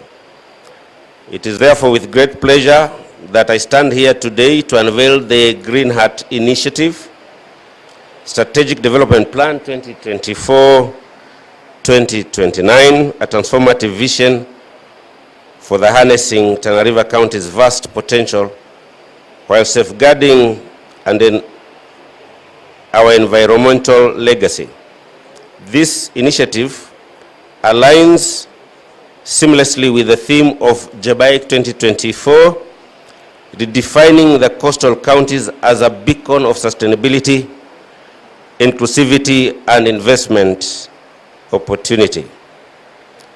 The Tana Delta's 130,000 hectares is more than a natural treasure. It represents a foundation of sustainable economic transformation, anchored in the Tana Delta Land Use Plan, which is adopted in Lamu and adopted in Tana River, is a legacy binding framework. We are committed to ensuring development that respects our ecological integrity while including unlocking economic opportunities. The Green Hat project, which you see being shown there, embodies the balance. It is our bold strategy to cultivate sustainable agriculture, foster ecotourism, and ignite industrial innovation, all while conserving the Delta's unique biodiversity, which I've spoken about. Through collaboration, inclusivity, and innovation, the Green Hat initiative represents our collective commitment to thriving, resilience, future. The key highlights of the Green Hat are: 1, agriculture. Here, it focuses on developing 30,000 hectares for high-value crops, including rice, vegetables, and fruits, projected to generate about 5 billion Kenya shillings annually. The initiative exemplifies the potential for large-scale investment in climate-smart farming and agribusiness, perfectly aligning the JABIC's focus on showcasing bankable projects. On livestock, we believe that by creating a robust livestock value chain and a premium brand for beef and dairy products, supported by a modern abattoir with a projected turnover of Kenya shillings 4 billion, we are driving industrial growth. The proposed Garseni Green Industrial Park will serve as a hub for agro-processing and green manufacturing, resonating with JABIC's agenda of advancing county aggregation and industrial parks in the region. On ecotourism, we also believe that leveraging the Tana Delta's biodiversity and unique landscapes, the Green Hat initiative is establishing conservancies and nature-based attractions to position the region as a premier ecotourism destination. This directly supports JABIC's goal of boosting regional tourism while providing sustainable livelihood for local communities. I hope you are still seeing what we are trying to do there. On synergizing agribusiness and blue economy, the Green Hat initiative is seeking to integrate sustainable agriculture with fishing and aquaculture. The Green Hat supports food security and green-blue economy growth. This synergy embodies JABIC's vision for harnessing agribusiness and the blue economy to foster regional prosperity. Number 5, on promoting youth empowerment, we believe that the Green Hat initiative will create over 19,000 jobs in agriculture, tourism, and industry. Through targeted training and cooperative models, we are empowering young people to drive Tana River County's transformation, reinforcing JABIC's focus on youth empowerment. On networking and collaboration, we believe that partnerships are the livelihoods are the livelihood of the Green Hat initiative. From contract farming of African bird-eye chili with Equator to home production with African Beekeepers Limited, our initiative showcases the power of collaboration. These efforts align with JABIC's emphasis on enhancing multi-sectoral partnerships. On addressing regional challenges, we believe that by incorporating climate-smart solutions, renewable energy, and equitable resource management, Green Hat initiative addresses climate change, resource conflicts, and infrastructure gaps. These solutions reflect JABEC's dedication in tackling regional challenges innovatively and sustainably. Today, therefore, marks a pivotal milestone as we officially launch the Green Heart Initiative Strategic Development Plan 2024-2029. This, the document that I'm going to launch, showing Minijila there, is a roadmap for transformative action, uniting economic growth with environmental preservation. It represents the aspirations of our people, the commitment of our partners, and the shared vision of a brighter, sustainable future for Tana River County and the coastal region. This launch is therefore a call to action for all stakeholders, investors, development partners, and communities. Let us unite in turning this ambitious vision into reality. Together we can make Tana, Kilifi, Taita Taveta, Lamu, Mombasa, Kwale a global market for resilience, conservation, and economic growth. Let us ensure that the Green Heart Initiative becomes a legacy of progress and sustainability, leaving an enduring impact for generations to come.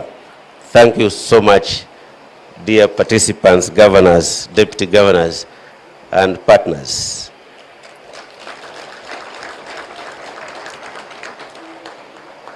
That is where we are heading for. Minijila and that place is the entry and exit point for the Lamu port. And by doing that, we believe that, as part of what I was saying, Garseni becomes a hub for so many other activities, a beehive for investments and economic development. Thank you so much. And now I want to take this opportunity to invite the Deputy Governor of Taita Taveta first to come and address this congregation, and we invite the rest of the speakers to come and say some few words. Governors, now that I've finished my presentation, you can decide to come back. Sorry for disturbing your peace. Thank you so much.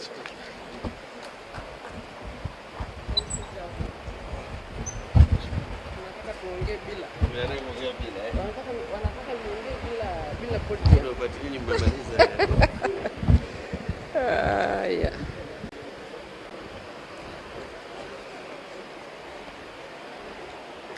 Your Excellency, governors,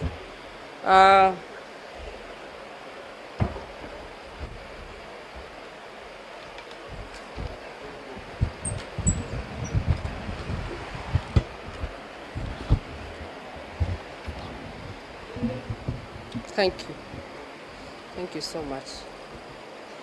Your Excellency, governors present, and all protocols observed.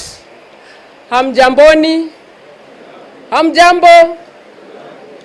Jina langu ni Christine Kilalo, naibu gavana wa Taita Taveta. Nafurahi sana kuwaona nyote watu wa ukanda wa Pwani mkiwa mmekuja Taita Taveta kushiriki katika kongamano la uwekezaji mwaka wa 2024. Mimi nataka kuchangia kidogo tu kuhusiana na haya magavana wetu wamezungumzia. Kwanza nichangie one low lying fruit ya Taita Taveta upande wa madini. We have got a lot of quartz, and that is used to making glass. It is a very good investment opportunity,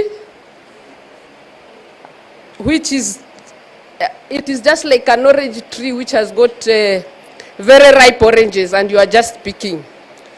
So if we can get an investor who will come and work with us to put up a glass plant. That would be excellent.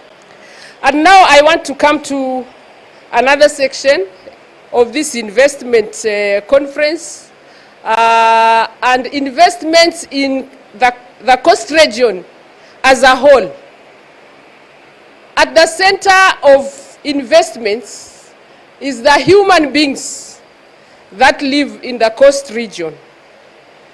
And the people of the coast region will need to work together, having unity in diversity. We have people of different culture and languages, and that also contributes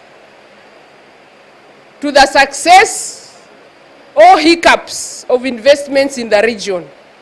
So I'd like to take this opportunity to recognize the people who are represented here in this Jamaica Conference of 2024 from the coast region. We are starting from the ground. You know, we are talking about agribusiness and blue economy. Those who work in this space, in terms of the coast region, the majority of them are the smallholders who have small pieces of land, and they are struggling with day-to-day life. And these are the majority of them. So when we are talking about these investments, we need to consider how we are making the environment conducive for the majority. We also need to look at the kind of opportunities which we are creating. Do they reach the small-scale farmers? Do they reach the small-scale fisher folk? Because they are the majority. If they get roped in, then we will see change and transformation very fast. And when we move from the ground, where we are having the people who are day-to-day working, then we come to the level of leaderships. Because we need guidance, we need to be seeing the direction we are headed so that we can all pull together. And in relation to this leadership, we can start from the level of the village elders. They mobilize. They move to the level of the MCAs, who are representatives at the county assemblies. And we move to the level of the legislators, because we need those frameworks for us to operate. So this afternoon, I would like to recognize those who are here from Kwale, from Mombasa, from Kilifi, from Tana River, from Lamu, and from Taita Taveta. I'd like to recognize leaders who have handed over the baton and who are part of this vision of establishing the Jumuiya ya Counties za Pwani. They had a great vision, and those who are here, we would like to recognize them. We would like to recognize the governors who are there, who are represented. I've seen Governor Mrutu, he was part of the vision bearers. Please can you stand, and I know you'll get time, but you can stand up and wave. After the governors, let me make a call for the MCAs who are there during the vision development. Do we have any from the 6 counties? Past MCAs? Okay. I'd like to move to the level of members of parliament from the 6 counties. Do we have any? I can recognize our Voi MP here. He served for 10 years. Let him stand and wave. From other counties, I may not know you, but if you are here, please stand. I'm recognizing because it is important. Leadership is important in terms of us putting our vision on the ground so we can see it with our naked eyes. Right now, it is on paper, but we require to sit on the ground. To sit on the ground, the human beings are very central to this. So we have passed the level of the MPs. We also have probably senators who are there during the vision. Development, do we have any? No, I can't see any at the moment. Then we have a very important category of academic institutions. I have seen Professor Irina here, and I know he was one of those vision bearers. Do we have another one from the academic institutions? Professor, I know you may have time, please wave. Professor Irina, who was at the university at that point. We are having Pwani University, we are having Mombasa Technical University of Mombasa, we have TTU, and we have the mid-level technical colleges which are upcoming in all the 6 counties. And these are very important in terms of providing backup to the human development and the human resources which will be required to implement all that we are seeing presented. We require technical people trained, and we require the investors as well, but centrally is the human resource that is required. So that is why we are taking our time to recognize this. We have now the people who provide us with the resources, because we understand as government we have resources, but they cannot stretch to all the vision that we have. So we require partners, and that's why this year's theme is partnerships for unlocking green and blue economy opportunities. So I'd like to recognize the investors who are here today. They can stand up and wave. Hakuna investors? Si tuko nao? Wako hapa. Investors and partners. They are very important category ambao tunawahitaji katika utekelezaji wa maono yetu. Alafu sasa nije katika ngazi ya serikali yenyewe kwa wale walioko wanahudumu sahi, the duty bearers, current duty bearers. I'd like to recognize from the 6 counties those who have come. Let us see departmental representatives from the counties, the 6 counties. I'll start with Tana River. Watu wa Tana River, kutoka kwa serikali ya Tana River executives, please stand up and wave. Thank you very much. Tuwapigieni makofi. Kama tunataka kuwapigia makofi tuwapigie. Lamu, kunao wa kutoka Lamu from the executives representing the departments. Okay. Mombasa, Kwale, Kilifi. Hebu simameni, we appreciate you. Those who are representing departments from the executive wa kutoka Kilifi, tuwapigieni makofi. Alafu kuna Taita Taveta. Taita Taveta wako? The hosts. Tuwapigieni makofi. Asante sana. Kutoka kwa county assemblies, twende Kwale, Mombasa, Kilifi. Asante sana, tumpigie makofi kutoka kwa county assembly ya Kilifi. Alafu Tana River. Asante sana, simameni tuwapigie makofi wa kutoka Tana River County Assembly. Asante sana. Kutoka kwa nimesema Kilifi. Kilifi County Assembly.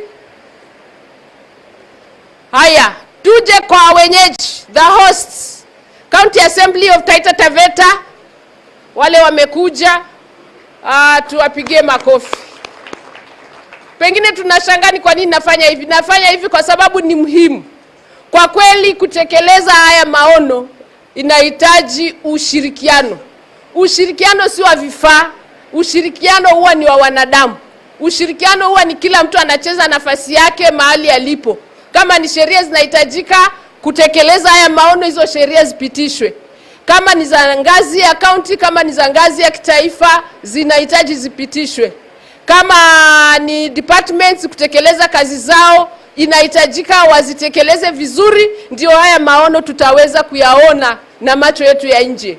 Kwa hivyo very centrally to this vision ni human resource, na nashukuru partners wetu kwamba katika kila maono ambayo yanakani ya kigeni kwa wale watu ambao wanastahili kutumia, kwa mfano ni teknolojia ama ni vifaa, partners wanafanya investments ya kuweza kuwatayarisha kwa kuwafundisha na kupatia ufahamu na ujuzi pamoja na vifaa.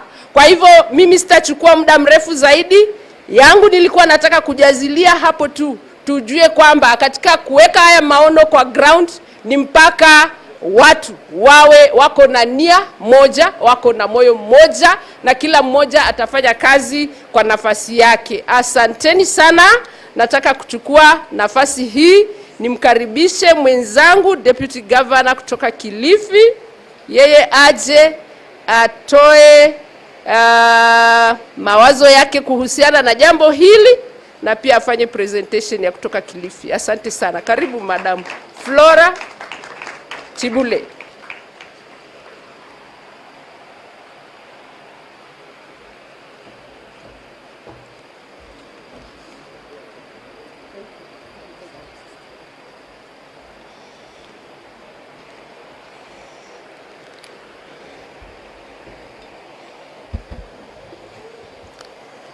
Good afternoon, all of us.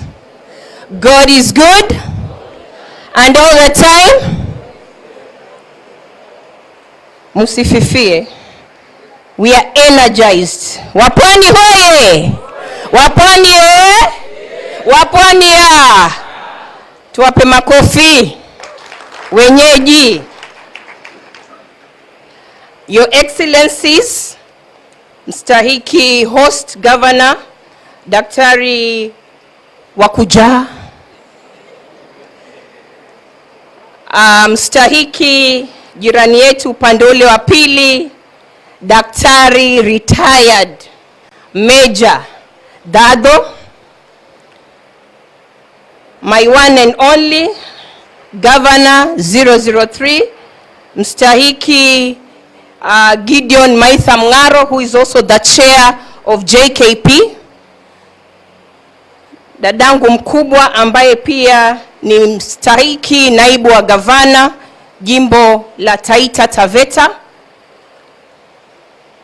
wafadhili wote, County Assembly na wakazi wote wa majimbo yale ambayo yamewakilishwa hapa. Good afternoon.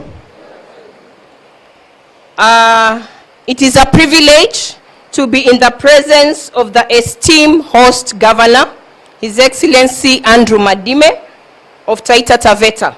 Taita is truly a magnificent county, and I trust that we will have the opportunity to appreciate the stunning game drives offered in Tsavo National Park during our time here. So allow me to talk about investment in Kilifi County. Mwasinda mana.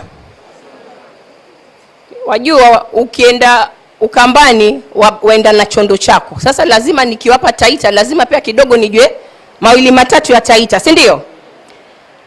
Now, everyone was referring to that map. If you look at that map, Kilifi County is the central or the center of the coastal counties. It has vast land of 12,000 kilometers plus, rich in marine resources and great tourism potential. Our demography is about 1.5 million with 52% female and 48% male. Our rainfall patterns we are bimodal. So out of the 12 months, we have 10 months of solar. We are very vast. Mijikendas are the majority of 70%, but we have all the other 10th community, including Europeans, Indians, and also Arabs. In our hospitality, we boast of 378 registered facilities. We have a bed capacity of 12,000, and we have 8 classified hotels and 70 unclassified hotels. Kilifi is the place or destination, we call it the coastal jewel, where you're going to have breakfast at the beach, lunch at the game drive, and dinner at the beach. We have scenic sites. We have the largest, did you know, the largest beach line is in Kenya, in East and Central Africa is in Kenya. And do you know where it is? It is in Kilifi County, 267 kilometers. Hebu tupe makofi bwana. Tena makofi yetu ya Kilifi, wacha niwafundishe. That is the area where we are nut growers. Cashew and coconut. Na coconut iko chini meko juu. Hebu tuchukue coconut. Take the coconut, shake it, break it. Kilifi. We have rich culture and diverse, hospitable people. Talk of historical heritage sites. Did you know the baby of the UNESCO historical heritage site is Gede Ruins, being the second, the first being Arabuko Sokoke. But apart from Gede Ruins, we have Jumba Ruins and Narani Ruins. We have Takaungu Slave Market, Portuguese Chapel and Pillar Tombs in Malindi, Vasco da Gama Pillar, the first when education came into Kenya. When education and religion came into Kenya, it went to Kilifi County, a place called Rabai, where the Dr. Ludwig Kraft in 1889 established the first church in that place. When we talk of the blue and green ecotourism sites, ladies and gentlemen, in Kilifi, we have what we call the Hell's Kitchen, and we have our little Dubai, the Mwamrui Sand Dunes. We have Kuruwitu Community Conservancy, where in November of last year, we had King Charles coming to visit in his tour in Kenya. Makofi. We also have Watamu Marine Park, Malindi Marine Park, Media Creek, Sabaki Estuary, Arabuko Sokoke, Malindi Falconry for the lovers of birds, and a stage park of Adrenaline Center. Now, let me take you through slides why we say Kilifi. Why Kilifi? Why Kilifi? We say why Kilifi because we have good accessible infrastructure. The roads, we have highways, Mariakani, Mavueni, Mombasa and Lamu highways. We have standard gauge railway, and we have Mariakani as a port. We have the airport, Malindi Airport and Vipingo airstrips. And the proximity of Mombasa International Airport is not very far from Kilifi. And we have the major ports, which is Mombasa Port and Lamu Port. But we have potential of Takaungu Port right in Kilifi County. So we are calling in investors to do that. So, what are our priority areas for investment? In Kilifi County, we have put health, and just to mention, we have Revital in Kikambala as one of our major health investors. We are investing in agriculture, and we are looking into value chain.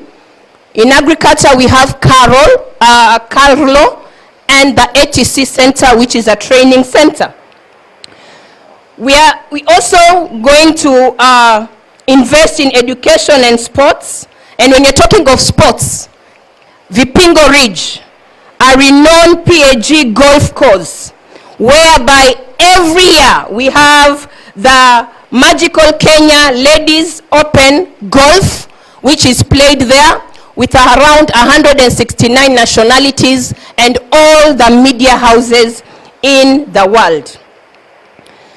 Another sport which is international is the East Africa Safari Classic, which is done there every March of the year. Another area is maize, eco-culture and tourism. Another area is commerce and industry. Just to let you know, in commerce and industry, we have set aside a 3,000-acre SEZ in one of our sub-county in Mariakani, in Kaloleni sub-county. Another area is energy and environment, and in energy, we are talking about biogas and briquettes. In environment, we are the reuse, recycle, tunasema taka ni mali. We are really up and about in the plastics and transforming them to creative things. We have also the black soldier fly. In manufacturing, ladies and gentlemen, we have around 89 big and small investors in Kilifi County. But let me just talk about 5. In textile industry, we have 4 EPZs. In oil manufacturing, we have Mvita and Pwani Oils. They are also producers of soaps and detergents. We have tanks and plastics. In manufacturing, we have agro-processing. We have the famous Picana, which is called Mili Fruits. And in the leather industry, ladies and gentlemen, we have the famous Umoja Rubber right in Kilifi County. In the blue economy sector, we have ecotourism, subsistent fishing, ornamental fishing, and sport fishing. In the engineering sector, that is where the road meets the rubber. All the construction materials are found right in Kilifi County. For example, we have the steel, we have the ballast, we have the sand, we have the mabati, we have the limestone. All building materials at one spot. We have the real estates, and with the real estate, we have Centum, we have Pazuri, and the new baby in the house is Tulia Homes, courtesy of Kenyans, diaspora living in the US. Another area of investment, ladies and gentlemen, is on ICT and innovation. We are happy that in the tenure of His Excellency, we have a calling center. When you are just in Kilifi County, when you call 1535, just know help is there, PAP, whereby we respond to all mannerisms of emergencies. We have a cable landing for Safaricom, it's right in Kilifi County, and we have an investment hub. In sports, to continue, all the Kenyan triathlons, they normally use Kilifi County because of the diverse terrains, the beach, the hilly areas, and the normal roads. We have hosted twice the Kenya Olympic Beach Sports at Malindi in Buntwani. And right now, we have received Ugandans whom they are in Kilifi for a 2-day visit. And today and tomorrow, they are going to look at some of the land sites and the water sports. Amongst others, they will explore yacht cruise tourism, scuba diving, windsurfing, canoeing, wake skating, sports fishing, sailing, and swimming. And just to mention, because as Kilifi County, we have a 60% of youth. And we want to say we have really invested in the sports of our youth. I want to bring to your attention, we have one girl called Essie Akida. Essie Akida is a Kilifian who now plays soccer for Greece, who comes from Kilifi County in an organization called MTG, Moving the Goalpost. And we have a boy called Ezekiel Ngua, who has joined Nastic Academy in Spain, playing at that area. In our wildlife in Kilifi, ladies and gentlemen, enjoy the snake parks, butterfly farming, aquaculture. We have crab fattening because of the market of the hotels we have. We do apiculture. And as His Excellency mentioned, in Vipingo Ridge and in Arabuko Sokoke, we have the giraffes, zebra, bushbug, and elephants in Kilifi County. Before I leave the podium, we are looking ahead. I extend a cordial invitation to each of you to participate in the Kilifi County International Investment Conference from the December 4th to the 6th, and for the golf lovers, the 7th, at Vipingo Ridge, with the theme, Accelerating Economic Growth Through Partnerships. The conference will showcase deal rooms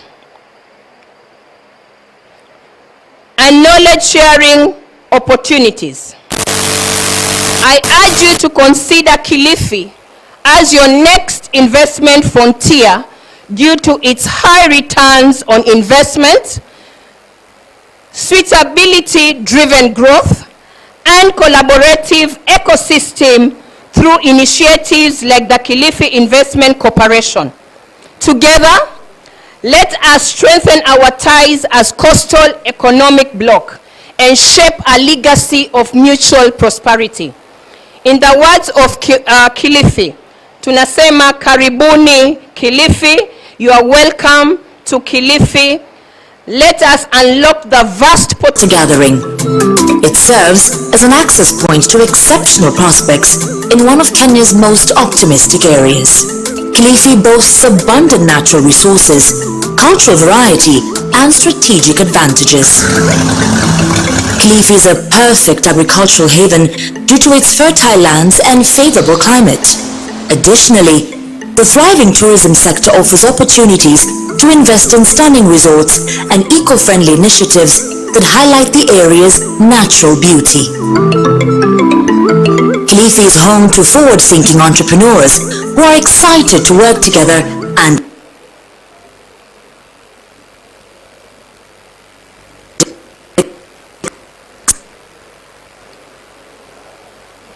Pepo ameshindwa.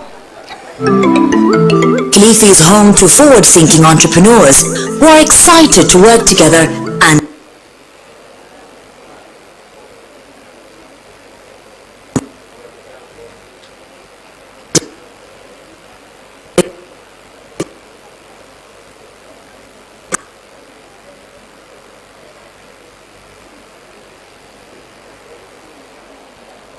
Thank you so much. But at the end of that video, there's a QR code, And we have our partnership. Charles, we have a QR code. Kindly, while we are in Taita Taveta, I call upon all of us to register. The day is 4th, 5th, and 6th of December. Karibuni Kilifi, na Mungu awabariki nyote. Asante sana. Makofi kwake Bi Kilifi huyo. Asante sana Bi Naibu Gavana. Ama kweli wanasema kila mwamba ngoma huvutia kwake, sio? Mmeyasikia wenyewe, si ndio? Na wazungu nao wanasema the jury is out. Wawekezaji, the jury is out. This conference is more than just a gathering. Viongozi wetu hao bila wao tutafahamu chochote kuhusiana na jumuiya kaunti za Pwani. Kilifi boasts abundant natural resources. Na bila shaka leo hii tuko hapa katika kaunti hii ya Taita Taveta, kaunti 006. Mmesikia utajiri wake mkuu kweli. Tuko na Lake Chala pale, sio? Tumejivunia kweli pia sisi. Gavana alizungumzia kwa kina sana, kwa hivyo karibuni sana investors. Cha msingi ni jumuiya kaunti za Pwani, kwa pamoja tunasimama. At this juncture sitaki kuzungumza sana, nataka nimualike Richard Kibengo. Huyu ni afisa mkuu mtendaji Taita Taveta Investment and Development Corporation. So anapoendelea kuja hapa kwenye jukwaa, pengine tu kukueleza, najua wengi sasa matumbo yananguruma, si ndio? Njala ndangia sana badabida. Sasa subiri tu kidogo tu, kile tutafanya tukishapata presentation yake bwana CEO, tutakuwa tuna break for lunch, alafu tukirejea tutapata signing ya mikataba. Kwa hivyo tutege tu kidogo tu, hatujachelewa sana. Kumbuka we started our program a little bit late. Karibu.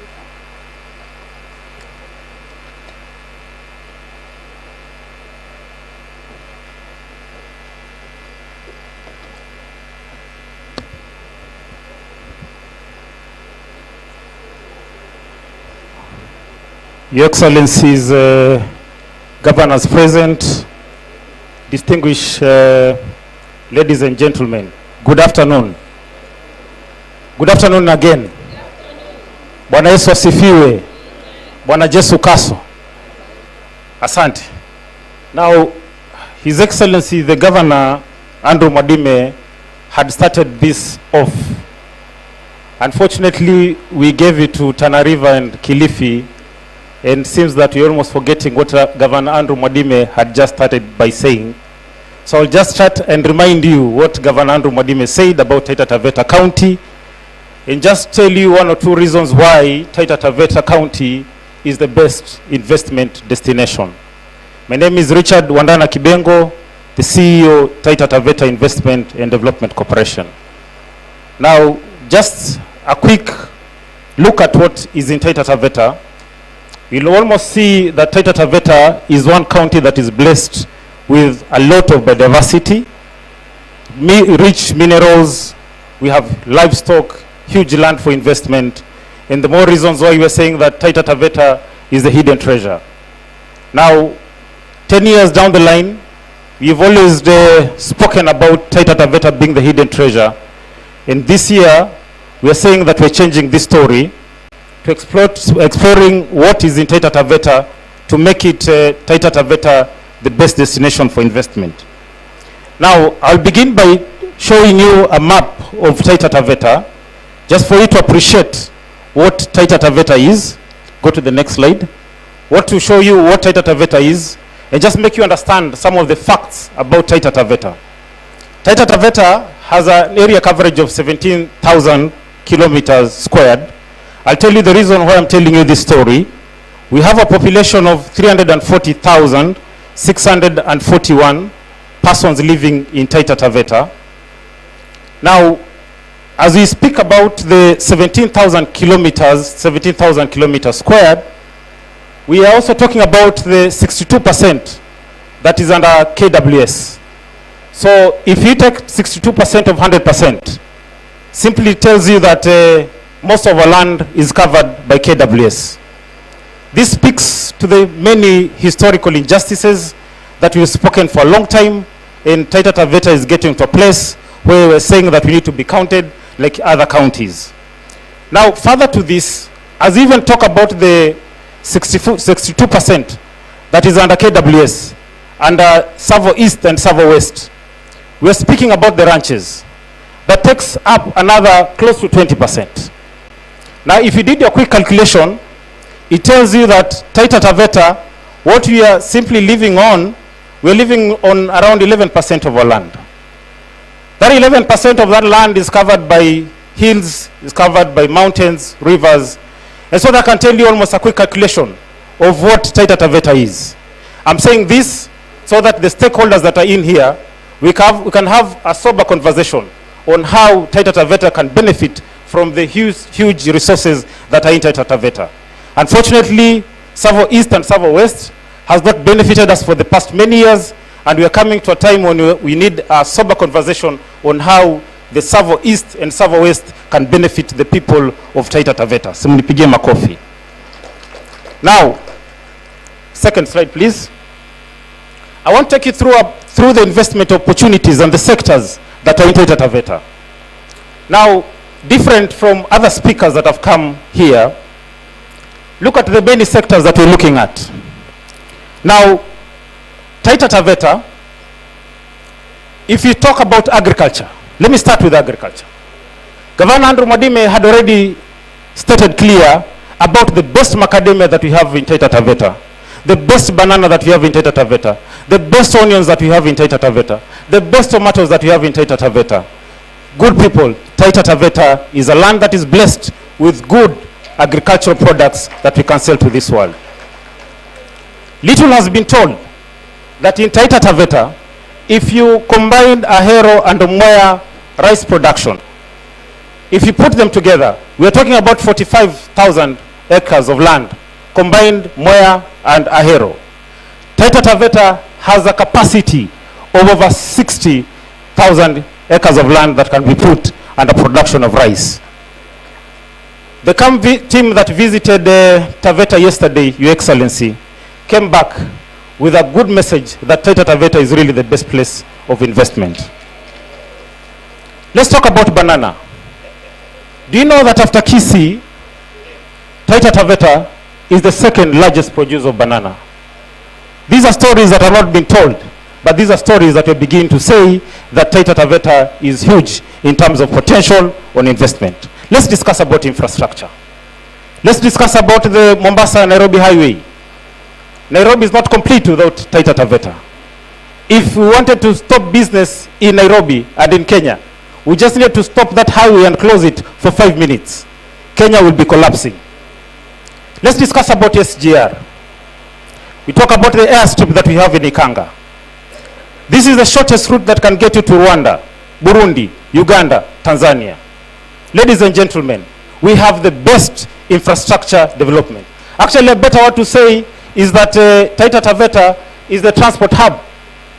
Any investor that is looking at investing in Taita Taveta, we have the best infrastructure development and housing. Could we discuss about livestock and development? Taita Taveta is one county that is a disease-free zone. The more reason why all other counties bring the animals to Taita Taveta for fattening. Now, we're having a conversation with all the investors that are coming to Taita Taveta, that we're already partnering on Bachuma in livestock production, and any investor that is interested in livestock production, we have land, we have fodder that we can give our crops, and of course, we have market for these products. Could we discuss about gemstones and industrial minerals in Taita Taveta? This is the home of gemstones and industrial minerals in Taita Taveta. Ladies and gentlemen, unfortunately, Taita Taveta is one county that is water surplus county, but one county that has most problems of water supply. We donate our water to other counties, of course, as our brothers and sisters. But this is one county that has the hugest problem of water supply. As we speak, ladies and gentlemen, and investors in this house, We are packaging Njoro Kubwa as the next option for Taita Taveta. We are looking for investors that can invest in Njoro Kubwa in Taveta. That water is adequate to supply the entire Taita Taveta and even donate it to our brothers downstream. Ladies and gentlemen, tourism. Unfortunately, you've always heard stories about Mara. And the national government and the Minister of Tourism have always spoken about Mara. But come to Savo. Come meet the big five. I mean, if you're looking at the most number of species of birds, come to Taita Taveta. The flora and fauna is on another level. Ladies and gentlemen, if you're considering investing in tourism sector, karibuni Taita Taveta. Allow me to finish on fisheries and blue economy. We've always felt that blue economy is a discussion that we should be having on the counties that are touching the sea. Now, ladies and gentlemen, do you know that we have Lake Jipe in Taita Taveta, where our fish die a natural death? What do I mean? These are fish that stay there and we don't do anything about them. That's huge potential. What we just need is just a small investment to untap the potential in Lake Jipe. We have not discussed about Lake Chala and the many water sources that we have in Taita Taveta. Ladies and gentlemen, if you're looking at investing in fisheries and blue economy, I think we just better change this conversation from this other side and discuss about Taita Taveta. Why invest in Taita Taveta? Ladies and gentlemen, Taita Taveta, I spoke about the tourism sector, that is huge. I spoke about the water supply, that we have adequate water supply, that can unlock Taita Taveta and unlock the coast region. We spoke about the rich diversity, areas of minerals, gemstones, and we also spoke about the transport system. And we spoke about the manpower that we have, the skilled manpower. We have Taita Taveta University, one of the best universities that we have in this country, a university that is offering mining and agribusiness courses. We are today seated here in Taita Taveta National Youth Polytechnic. That tells you that we have young men and women that are educated, that are qualified to support you when you come to Taita Taveta on investment. Simunipigie makofi. Ladies and gentlemen, I don't take much of your time. Can you move to the next slide? Next slide again. These are some of the investment opportunities that we've given to the investors that have come around. We have Wildlife Works there, we have Trigger Foods, we have investors that have done hotels in Taita Taveta, we have Taita Sisal Estates, which is one of the largest in Africa. We're talking about gemstone processing plant that is in Taita Taveta and on Orana Consortium. What are our priorities? Our priority number one for Taita Taveta is water and sanitation. I said earlier, if you're to unlock the opportunities and the potential of Taita Taveta, we need additional water to the residents and the investors in Taita Taveta. And yes, we said that those water sources are available, both underground water and also surface water. Good priorities that we're giving on beef production and processing. The investors that are looking at animal fattening, we have adequate land in Taita Taveta. We just need additional water in Taita Taveta to unlock our 30 ranches in Taita Taveta. The industrial and gemstone mining and processing is a huge priority for us.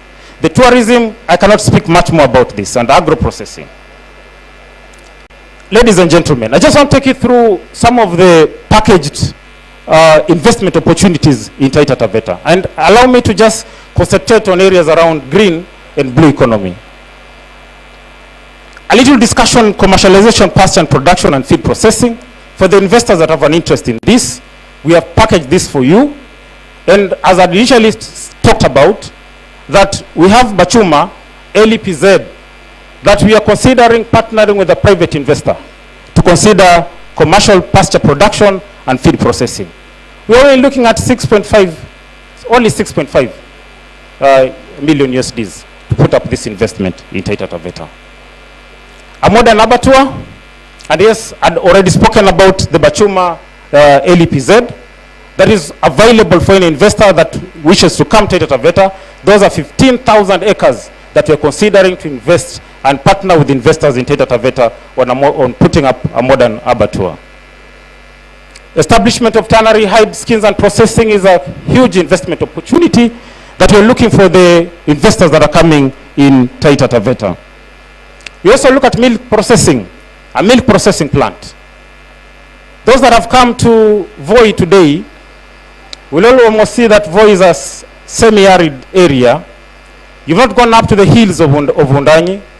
You most likely have not visited Taveta, where you can invest in milk processing plant. And yes, we have packaged this for you, and we are ready and waiting for you. Commercialization of banana production. And as I earlier said, Taita Taveta is the second best producer of banana. We are in the process of putting up a banana processing plant in Taveta. And again, yes, we are looking at the huge potential that we have in banana production and saying that take advantage of this business opportunity. Rice production, the pictures that you're seeing there, looking at the potential that Taita Taveta has on rice production, the county government of Taita Taveta has now put up a rice processing plant under the leadership of His Excellency Governor Andrew Mwadime. That plant is meant to solve some of the problems of the farmers in Taita Taveta. Can you imagine that farmers in Taita Taveta have been selling a kg of paddy at a cost of as low as 30 shillings per kg? Taita Taveta, and Taveta for this case, is producing the best rice in Kenya. Do you know that the rice that is being packaged in other areas like Moya and Ahero is blended rice from Taveta? They come and take our rice and blend it and put it in our shelves and sell it at high price. So Taita Taveta imefika mahali kidogo tumechanuka. And we're telling investors that yes, there's huge potential of investment in rice in Taita Taveta. I spoke about the enabler project. This is a flagship project. And we are looking at Njoro Kubwa integrated bulk water project. And as I said, that this is a project that we are passionately selling out to investors, because we believe, yes, we can open up these ranches, we can support the investment in Taita Taveta and support other counties if only we can develop Njoro Kubwa integrated bulk water system. I don't wish to tire you so much on this. Fish value chain, we had spoken about this. The mining and industrial, I mean, this is not a matter of discussion. Taita Taveta has all the minerals, both gemstone and industrial minerals, that you could be considering in investing in Taita Taveta. Tourism and hospitality, a lot of discussion around this. And yes, for the investors that are looking at investing in tourism and hospitality, then Taita Taveta should be the best place to invest in. Now, Taita Taveta, I'm finishing this 2 or 3 slides and I'll be done with this. When His Excellency Governor Andrew Mwadime was sworn in office, one of the first legislations that he signed was for the formation of the Taita Taveta Investment and Development Corporation. Looking at the challenges that we've had in the past, I've spoken about the historical injustices. This is one county that for many years we've not had not even a single industry in Taita Taveta. The only industry we've been discussing about is the sisal that I mentioned about. So we now have the Taita Taveta Investment and Development Corporation, which is a special purpose vehicle that will support you as an investor. We are going to take care of you. Do you need land? Talk to us. Do you need all the procedures made easier for you? Taita Taveta Investment and Development Corporation should be your next home. So karibuni Taita Taveta Investment and Development Corporation, and we will support you in putting up your investment. I want to sum up this. His Excellency the Governor Andrew Mwadime mentioned that Taita Taveta Investment and Development Corporation and Taita Taveta County Government has one single approach. We have an open door policy. We make our procedures very easy to attract investors in Taita Taveta. As we speak about this, His Excellency and Governor Andrew Mwadime mentioned that His Excellency the President will be here on the 3rd to open up Deviki in Taita Taveta. Now, If you only had an opportunity to discuss with him on how he made his processes easy to invest in Taita Taveta, that's the same thing we want to do to you. We want to make your life easy. An open door policy, you have seen our governor, a down-to-earth man, and with the officers that he has, we are extending our hand to all investors and telling them, Karibuni Taita Taveta.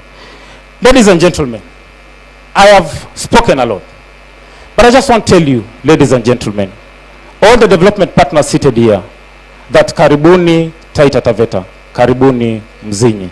Thank you so much and God bless you. Asante. Could I have a clip played for a second?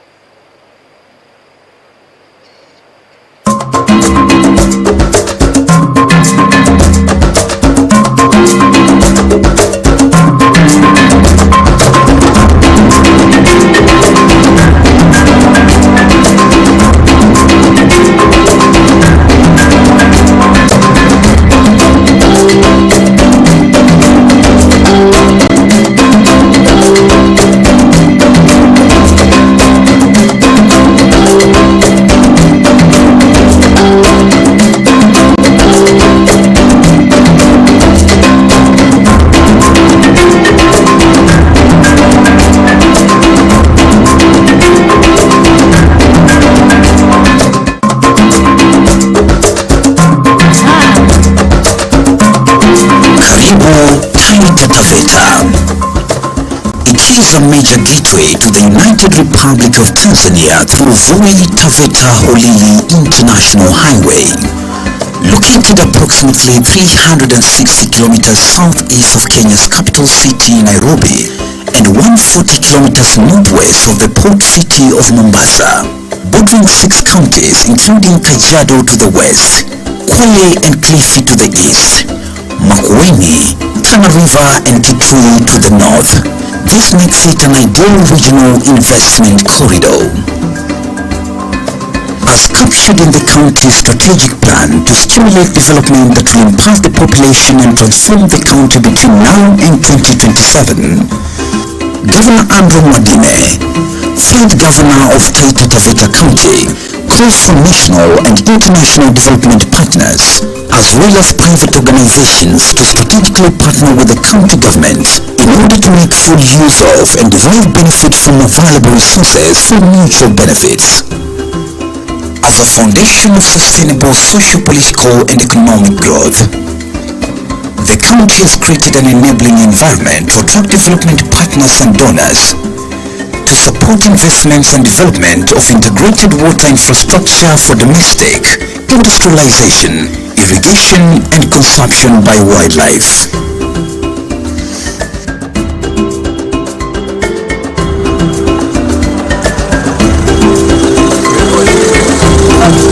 Availability of sufficient water sources such as Lake Chala, Lake Jipe, Njoro Kobo Springs, River Lumi, Mzima Springs. Favorable climatic and Daffy conditions are ideal for large-scale irrigation-fed agriculture, which is key for economic transformation, food security and nutrition.